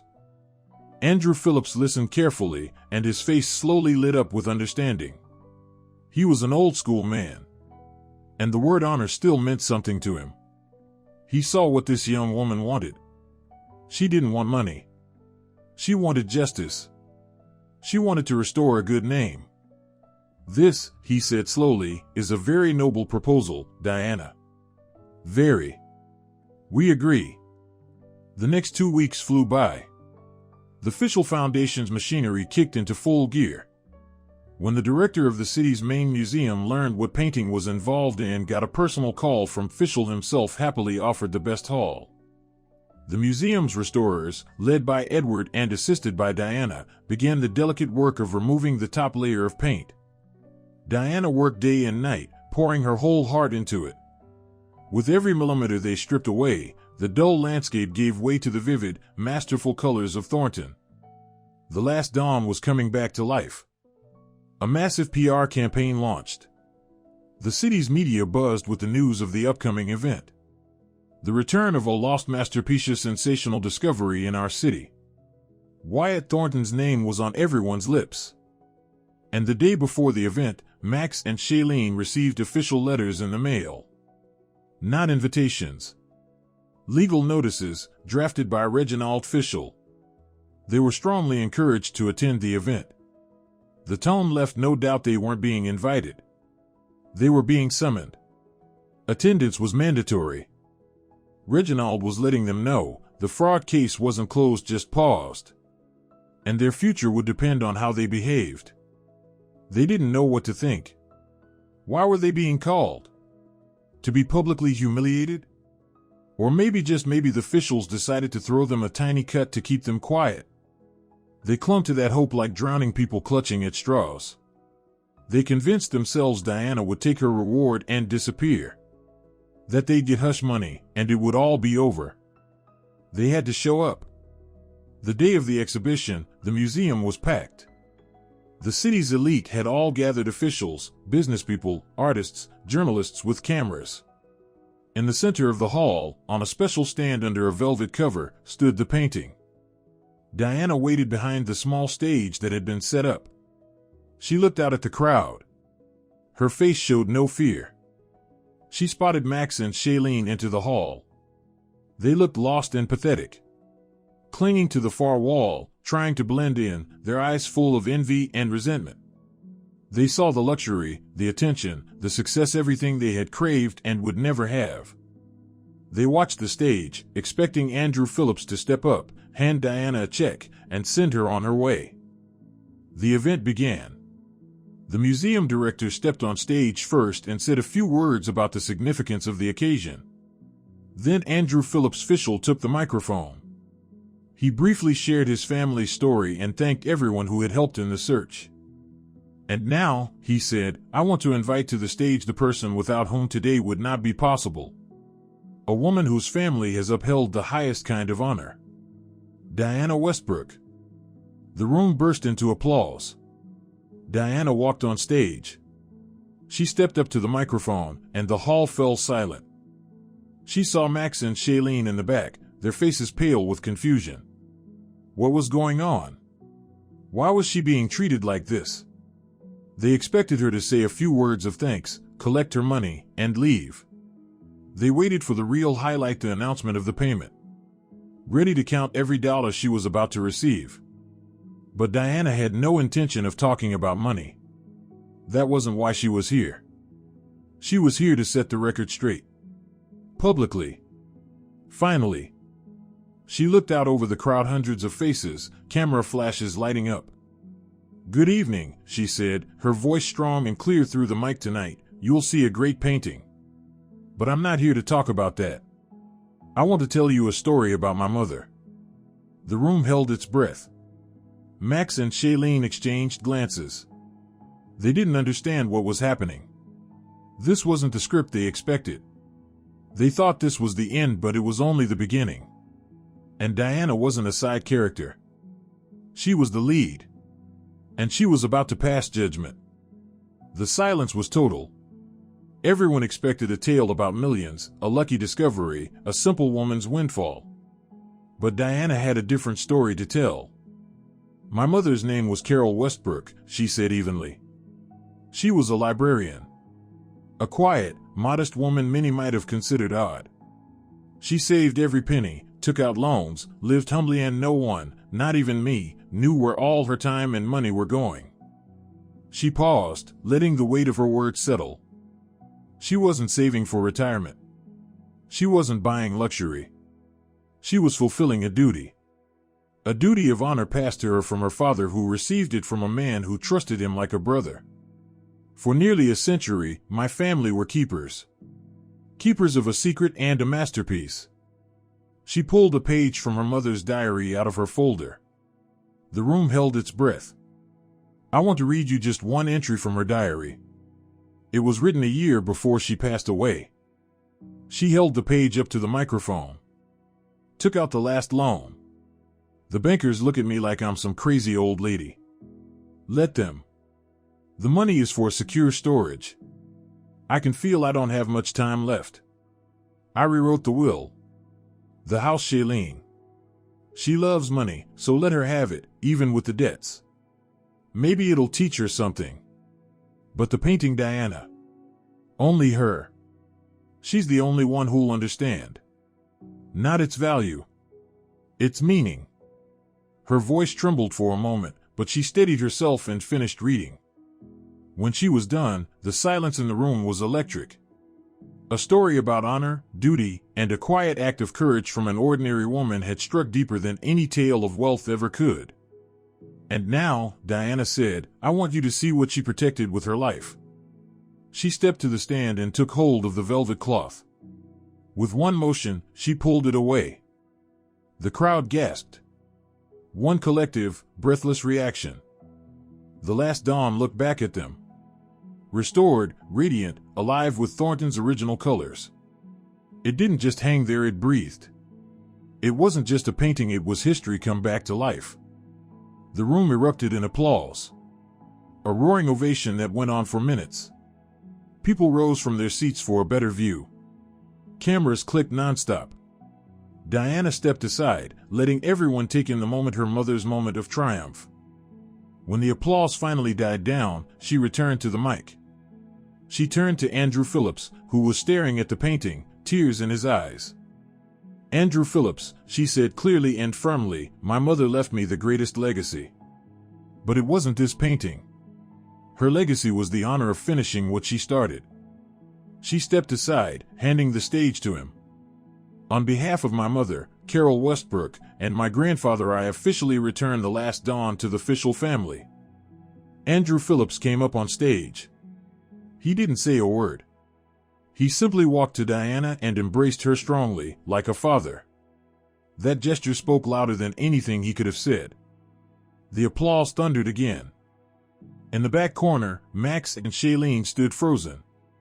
Crushed. They had come here to watch Diana collect her check so they could demand their share. Instead, they were witnessing a triumph they could neither comprehend nor access. They looked out at the applauding crowd, at the people they used to try and impress now cheering for the woman they dismissed as weak and insignificant. Their expressions were twisted with silent, helpless hatred. They were about to slip out of the hall, to disappear and escape the shame. But Diana wasn't finished. When the applause faded, she stayed on stage. Andrew Phillips stood beside her in quiet support. Thank you, Diana said into the mic, but my story, unfortunately, doesn't end here. The room fell still again. As you've already gathered from my mother's diary, I have a sister. Diana slowly turned her head and locked eyes with Shailene and Max. Their blood ran cold. They knew exactly what was coming. Unfortunately, she continued, not everyone in my family understood what honor means. For some, value is only measured in money.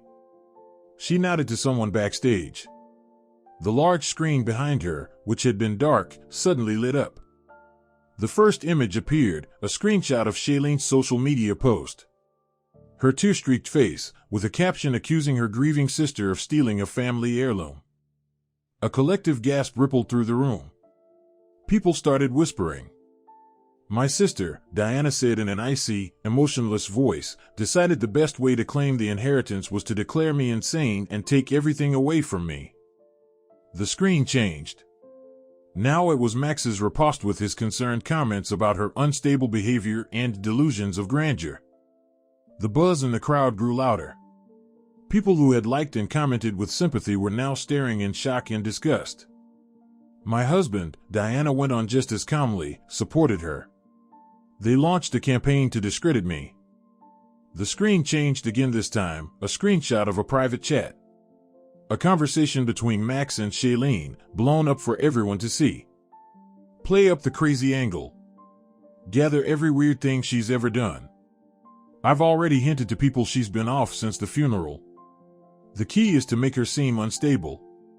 Then we can contest the will. The hall erupted. Loud murmurs, outraged whispers said was no longer a quiet scandal. It was a public reckoning. Diana wasn't just defending herself, she was striking back. She hadn't stooped to their level. She didn't throw dirt. She simply showed their own words.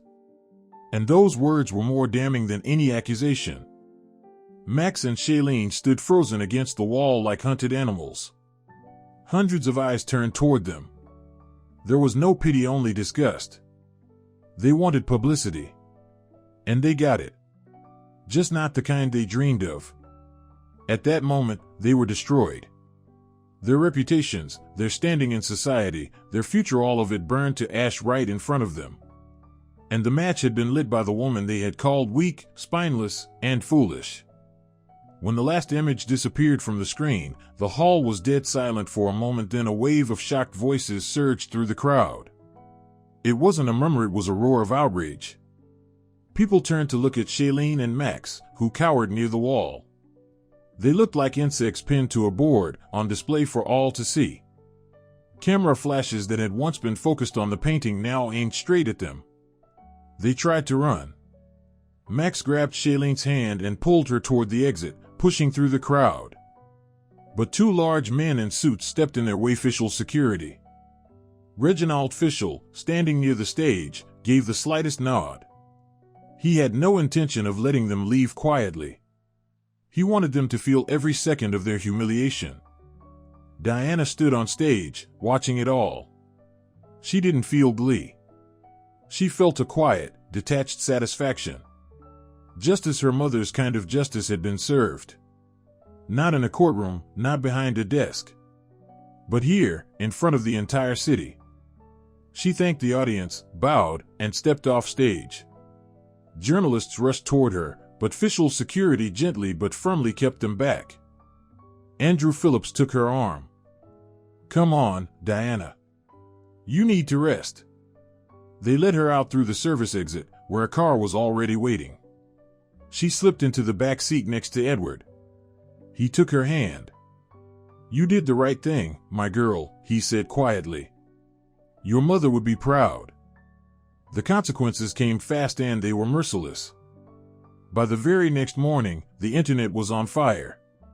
Videos from the event, photos of a humiliated Max and Shailene, screenshots of their message set all exploded across news sites and social media.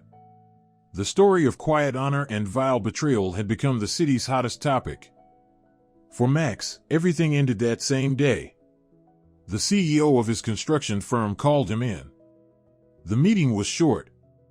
"You've caused massive damage to the company's reputation," the CEO said without making eye contact. "You're fired. Effective immediately." Max's protests and excuses didn't matter. The carefully constructed image of success, his expensive suits, his fancy job collapsed. He hadn't just lost a position. He'd lost the status he valued above all else. For Shailene, it was even worse. No one fired her. They just erased her. Friends stopped answering her calls. Invitations to parties and events disappeared. In the boutiques and restaurants she once adored, she was met with stares of contemptuous curiosity. She had become toxic. A pariah in the very elite circles she had fought so hard to enter. And at home, well, the houses remained with her. 3 useless properties, each burdened with a crushing $27 million debt. Once the bank learned of the scandal and realized there was no hope of selling them, it immediately began foreclosure. Now she was facing endless court hearings, relentless calls from collectors, and total financial ruin. She had gotten what she wanted. The money. Or rather, the lack of it. Meanwhile, Diana was staying with Edward. She didn't return to her old apartment. 2 days after the exhibition, she filed for divorce. Max didn't contest it, had bigger problems, trying to salvage whatever scraps were left of his life. And just 1 day later, Andrew Phillips Fischel showed up again at Edward's apartment. This time, he came alone. He sat down at the kitchen table, declined tea, and placed a folder on the table. "Diana," he said, "my family owes you a debt we can never repay. We've been thinking about how we can truly thank you. Just handing you money, it wouldn't be right after everything you've done." He opened the folder. "We've decided to establish a charitable foundation. A foundation for the preservation and restoration of art. It will bear your mother's name, the Carol Westbrook Foundation. We want to make sure her act of honor is never forgotten." Diana listened in stunned silence. "We've already made the first donation. A substantial one. And we'd like you to join the board of directors. Your name, your story, and your expertise are exactly what this foundation needs." He slid another document toward her. "And this," he hesitated, "this is personal. Call it a reward, compensation, a gift, whatever you like. It's our family's way of saying thank you. Just accept it. You've earned it." Diana looked at the document. It was a certificate transferring a large sum of money into her name. So many zeros she went dizzy. It was several times larger than the debt Shailene owed on the houses. This wasn't just compensation. It was freedom. Complete, unquestionable financial freedom. I don't know what to say," she whispered. "Don't say anything," Fischel smiled. "Just keep doing what you're doing. Protecting what's right. That'll be more than enough." A month passed. Diana stood in her restoration studio. She'd bought it back. And the neighboring space too. Now she had a large, sunlit studio, more than she had ever dreamed of. The scent of fresh paint and wood filled the air. On the tables lay antique books, waiting for her careful touch. The divorce was nearly finalized. Max had vanished from her life. Rumor had it that Shailene tried to sell one of the houses for next to nothing, just to pay something back to the bank, but there were no buyers. They no longer existed for Diana. She walked to her work table. There, in a beautiful frame, stood a photo of her mother, young, smiling. Beside it lay that same broken piece of the old picture frame. Diana had kept it. As a reminder. Her phone buzzed. A message from Andrew Phillips. "Diana, the foundation's first board meeting is tomorrow. We're expecting you." She smiled. Her life was just beginning. She had made it through betrayal, humiliation, and fear. And she had come out the other side a different person. No longer the quiet, overlooked victim, she was now the architect of her own future. She had won. Not in money, but in justice. She picked up her phone. Opened her contact list. Found the entry, Max, husband. She stared at it for a few seconds. Then, without hesitation, tapped delete contact. Done. The past was erased. She turned to the large window in her new studio. Outside, a new day was beginning. Her day. And that's how this incredible story came to an end. Dear friends, thank you for walking this journey with our heroine all the way to the finish.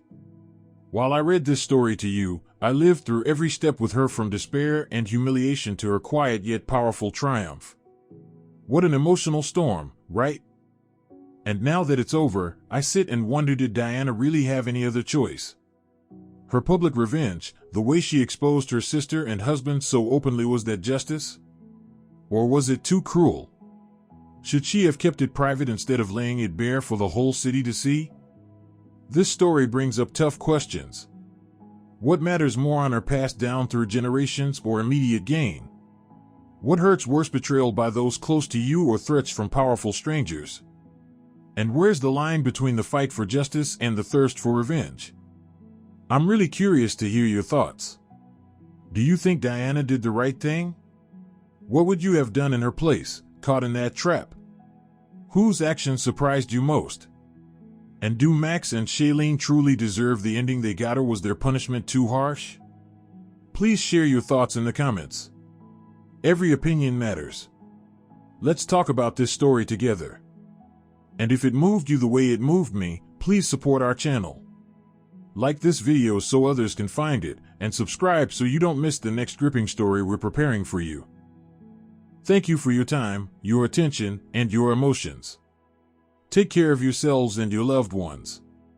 And remember, sometimes the greatest treasure isn't what can be sold, it's what can never be lost. All the best to you and see you soon.